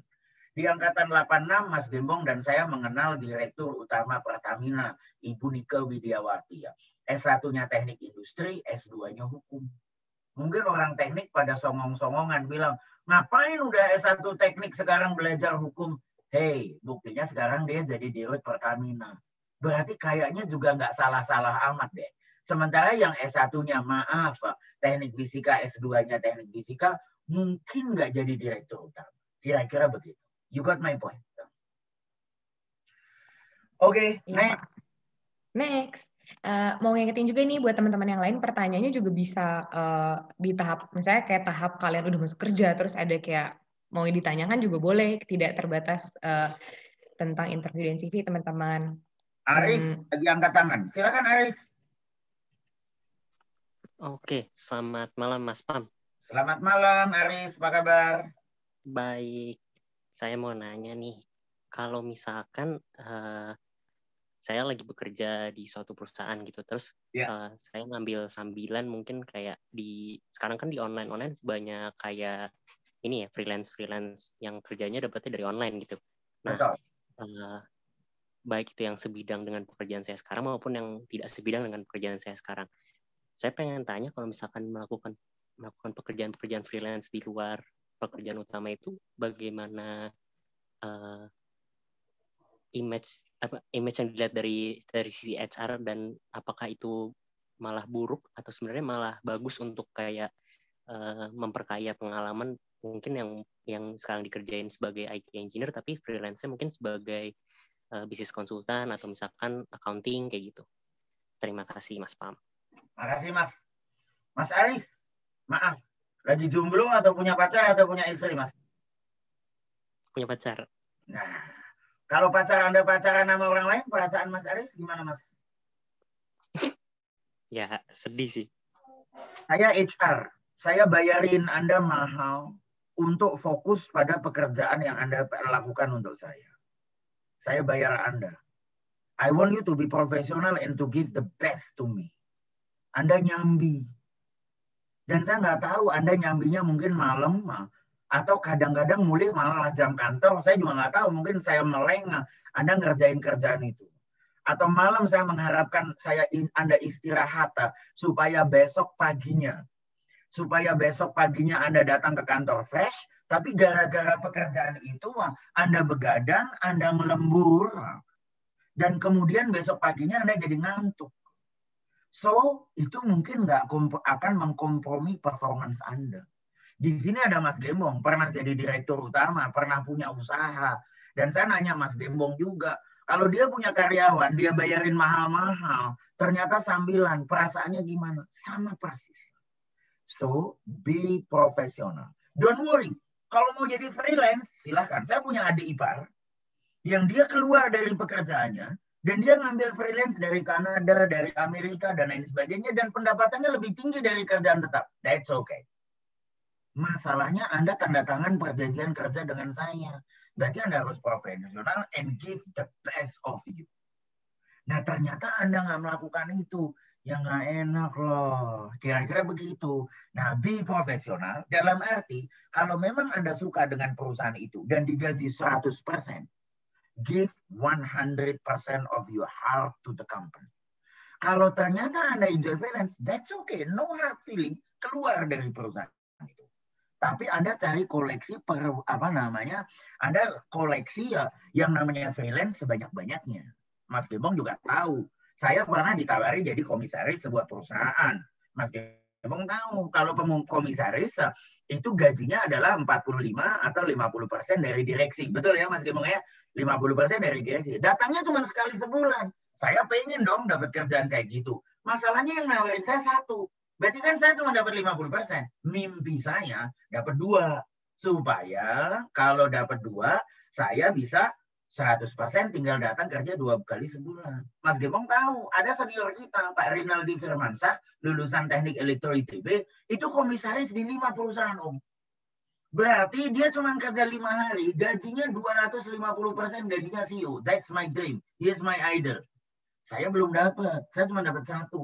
Ya 1 ya belum bisa hidup lah, baru 50%. That's my reality.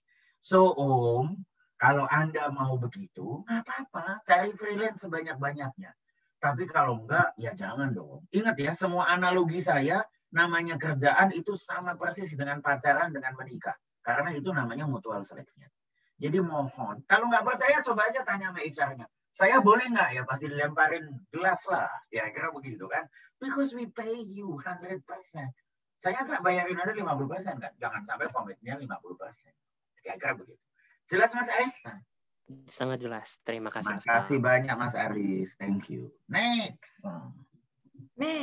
Teman-teman, ditunggu ya pertanyaan-pertanyaannya. Tapi aku ada pertanyaan juga nih. Kalau aku kayak udah di tahap kerja kan, maksudnya udah dapat kerjaan, alhamdulillah. Cuman terkadang nih, gimana cara kita bergain ke bos nih kalau misalnya kerjaan kita nih kadang ada yang kayak banyak side job yang ternyata tuh bikin kita overwhelming dan ternyata sebenarnya nggak terlalu sesuai juga nih dengan keahlian kita. Jadi kita kerjanya sebagai apa, tapi ternyata dapat kerjaan-kerjaan side job tambahan lain nih, bikin kita jadi overwhelmed. Tapi gimana cara menyampaikan hal itu yang enak gitu ke bos, supaya tidak ada yang tersakiti gitu? Yes.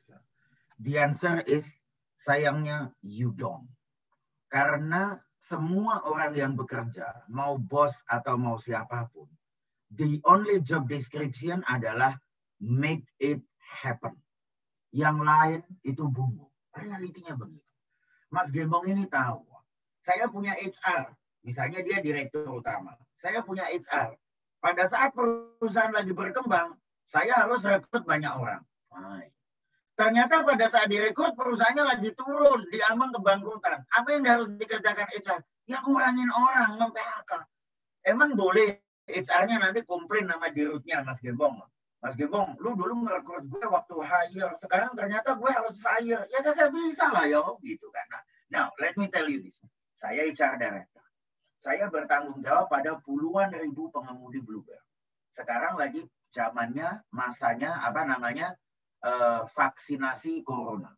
Siapa yang harus ngurusin vaksinasi? Saya, karena ada kata human resource, ada kata human. Satu-satunya direksi yang ada kata manusia itu cuma HR. Berarti vaksinasi urusan gue. Kenapa saya harus selesai jam 9? Bentar lagi saya nyetir ke Bandung ngurusin vaksinasi di Bandung. Serius. Nah, what am I doing? Jadi my job description, boleh nggak saya bilang sama bos saya, masa HR suruh ngurusin vaksinasi? No, you make it happen. You are a team player.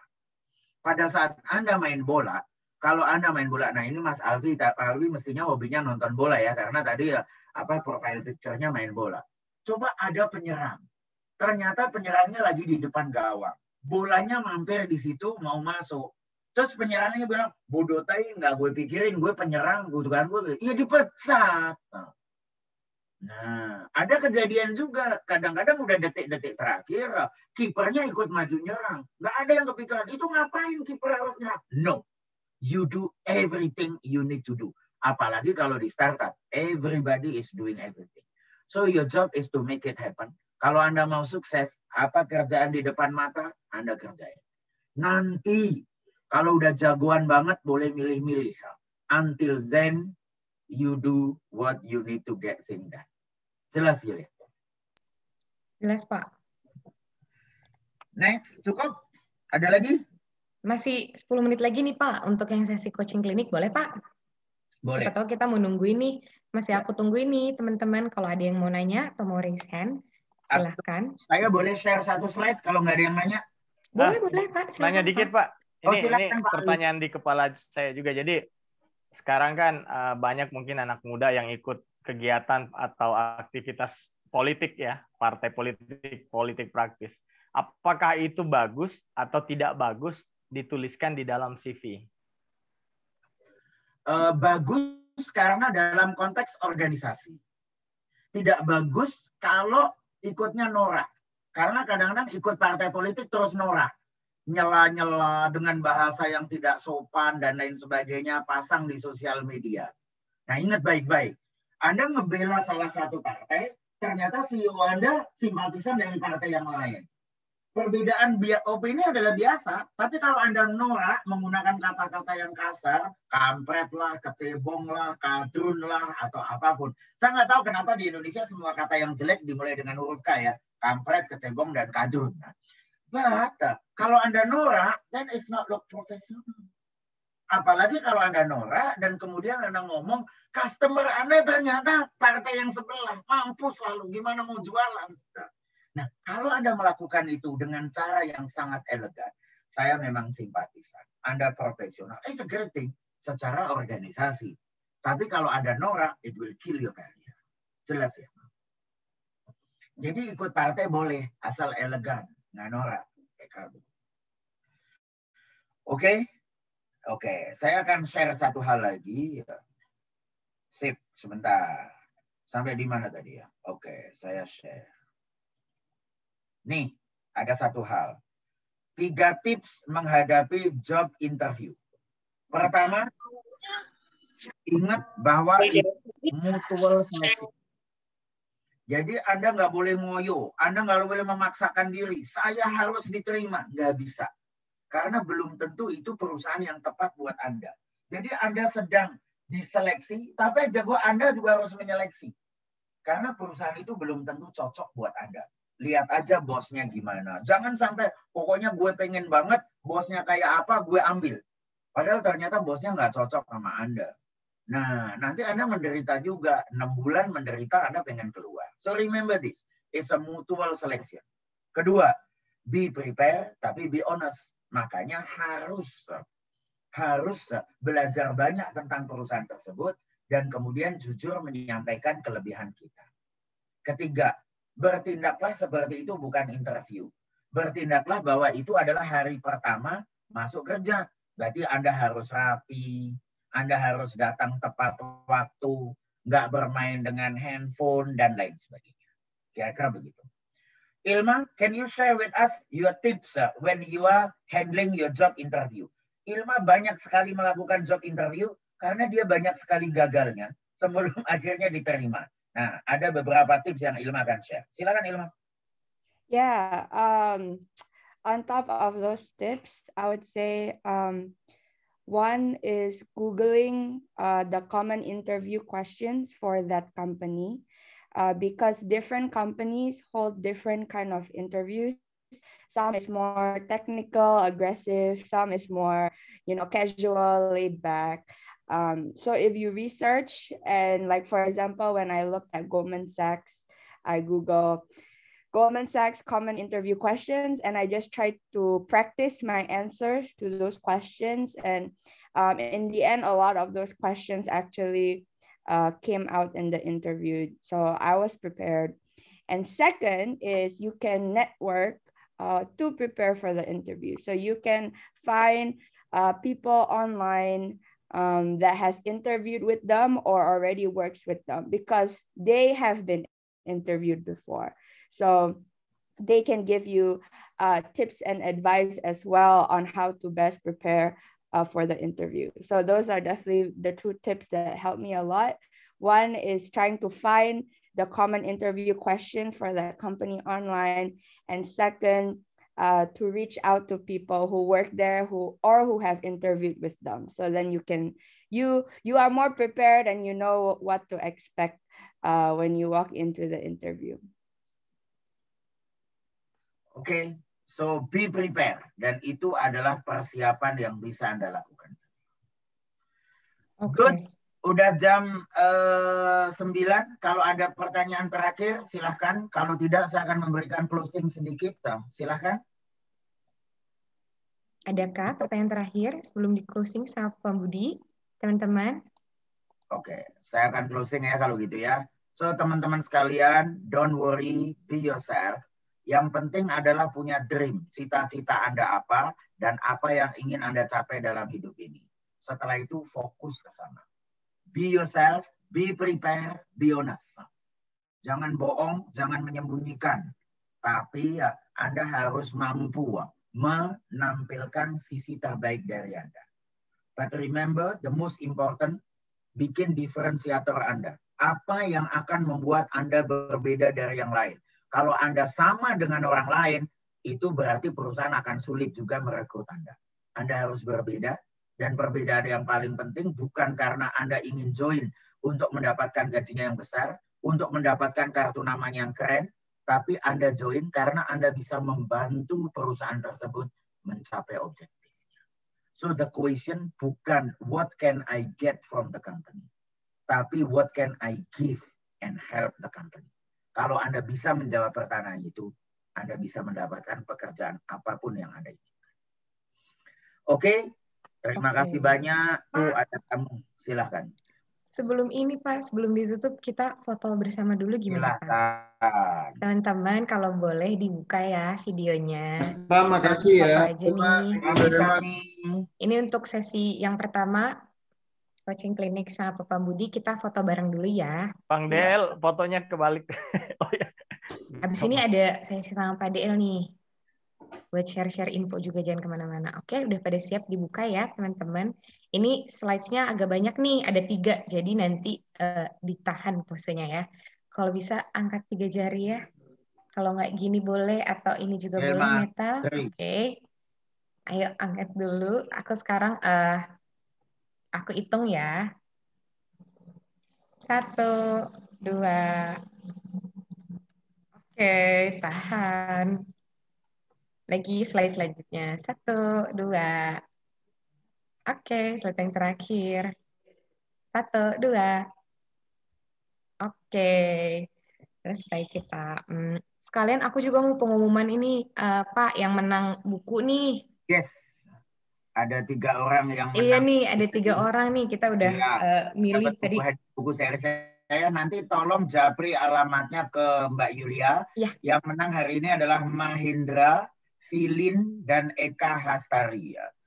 And Yulia, you did a good job. Akan ada 1 buku khusus untuk Yulia juga. Jadi bonus. Oke, tolong semua pada japri alamatnya ke Yulia. Nanti saya akan tanda tangani buku saya dan dikirimkan ke sana. Oke. Terima kasih banyak. Terima kasih banyak, Pak. Om Gembong, saya pamit dulu ya. Mau ke Bandung. Terima kasih Mas. Hati-hati di jalan. Hati-hati di jalan. Hati-hati di jalan, Pak. Thank you, Ilma. Bye-bye. Ilma, thank you very much. Terima kasih Pak Bang. Terima kasih Mbak Ilma. Terima kasih Pak Gembong. Semuanya terima kasih. Terima kasih. Halo Pak. Halo teman-teman. Halo semuanya, udah selesai ya? Iya Pak. Aman kan, aman ya? Aman Pak. Siapa tahu Bapak mau share-share Pak informasi dan konsultasi tentang beasiswa luar negeri Pak. Untuk LPDP, LPDP sangat terbuka ya untuk alumni muda maupun yang sudah senior, tapi terutama alumni muda ya. Akan buka nih kira-kira bulan ini dan programnya banyak sekali ya, banyak sertifikasi, ada S2, S3. Silakan daftar ya bagi teman-teman muda yang baru lulus. Kita juga senang sekali kalau ada anak-anak muda ingin lanjut S2 maupun S3. Saya khusus punya slot untuk yang ingin jadi entrepreneur, itu bisa juga ya. Selama ada bisnis plan-nya kemudian ya. Jadi tidak hanya untuk yang pengen peneliti maupun S2 maupun S3 yang lain. Bagi yang ingin jadi entrepreneur silakan.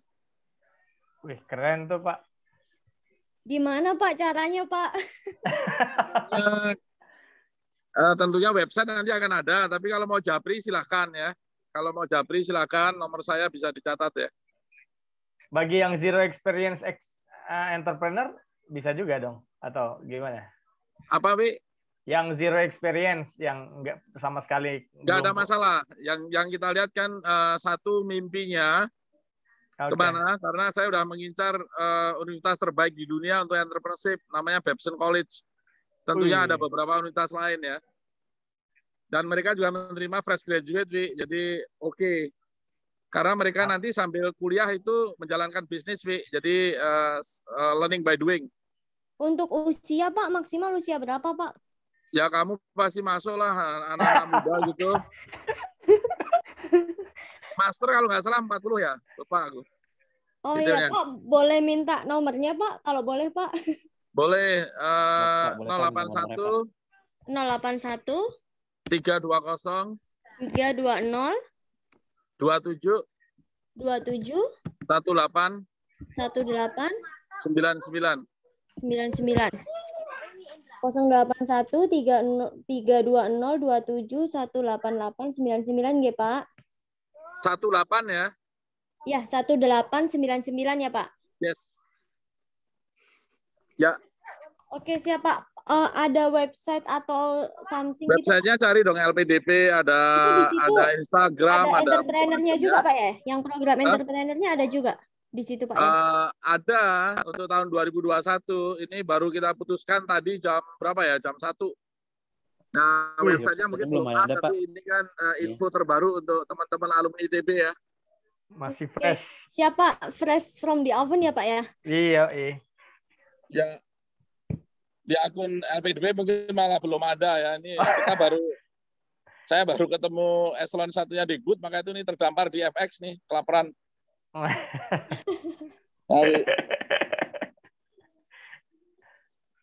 Ya, terima kasih ya Pak. Ya, sebarkan ke teman-teman lain ya, alumni ITB, anak-anak muda, harapan bangsa. Apa tadi Pak universitasnya namanya? Kalau yang entrepreneurship saya pengennya kita kirim ke Babson College, BABSON. Oke. Babson ya. Itu untuk yang entrepreneur ya, bisnisnya tapi boleh yang lain ya, Harvard, Cambridge, ya, Pak? Oxford, silakan. Bisnisnya boleh berbagai lini Pak. Apanya? Untuk bisnisnya boleh berbagai lini. Boleh, tapi kan harus high value kan, karena lulusan ITB gitu kan. Ya Pak, kalau itu value nggak perlu lah sekolah jauh-jauh gitu. Maksud saya. Jauh ya. Siap Pak, siap. Kamu jurusan apa? Namanya siapa? Filin ya? Iya, Filin Pak. Saya SBM Pak. Oh SBM ya. Nggak pernah diajar Dwi Larso ya? Nggak pernah ya? Menyesal kamu pasti ya, Filin. Iyalah Pak. Dosen terfavorit tuh. Wis. Abang sejak pindah ke LPDP masih aktif. Oh iya kalau itu iya, saya akui. Sejak pindah LPDP masih aktif ngajar atau lepas, Pak? Ada perputaran ngajar bisnis desain di FSRD, aku masih ngajar kelas-kelas weekend ya. Oke, mantap. Main bola lanjut terus sama Galados ya, Bang. Besok main tapi jam 9 malam males lah, Wi. Oh iya. Ini acara udah selesai, Wi. Sudah? Gue yang jawab. Iya. Udah kok ini informal aja. Ya, ini informal. Silakan kalau ada pertanyaan karena press open apapun. Ya itu Mas Gembong aja udah makan tuh, enak banget tuh kayaknya. Pakai chopstick. Gembong juga di Jakarta tuh, cuman nggak ketemu nih. Oh gitu. Baru turun kan, baru mendarat dia kayaknya. Aman, makan dulu. Iya Bang, sehat terus Bang. Amin, sehat semuanya. Iya nih harus DPT nih, aduh. Semua lah kita saling. Kita udah. Sehat ya Bang. Ini saya kedua kalinya Zoom ketemu Bang ini Gembong. Yang pertama yang di KKI Bang. Oh iya, pilih. Woi, KKI berat itu. Kopi ya, Wi. Kopi itu ya, kopi ya. Ya, komunitas kopi ITB, Pak. Apa? Udah krisen? Ya. Yang nggak pakai filter udah. Iya, udah nggak pakai filter. Nggak apa-apa. Semua teman. Iya. Benar, Bang. Betul. Ini kita H-4 DPT, teman-teman. Conversion rate-nya dari pendukung jadi suara itu penting banget ditingkatkan. Ingatkan ke rekan-rekan terdekat. Aduh, udah pada daftar belum? Udah verifikasi pun masih harus aktivasi sepertinya kan? Harus dicek, Wi. Iya ini Bang, kerja saya japri tiap hari. Ya, satu suara sangat berarti. Betul.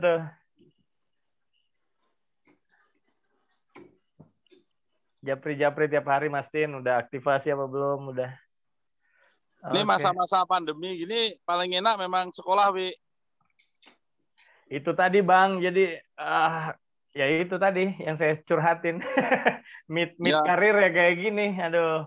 Ya. Pusing. Silakan Wi kalau mau daftar, Wi. Siap Bang, saya sih semangat Bang kalau mau sekolah lagi. Ya. Apalagi ini. Sepertinya enak kayaknya jalan-jalan bawa anak-anak keluar gitu ya. Perlu pengalaman. Terutama kalau pengen keluar, perlu itu pengalaman di luar perlu. Iya, iya. Kemarin 2 tahun sampai 5 tahun bagus.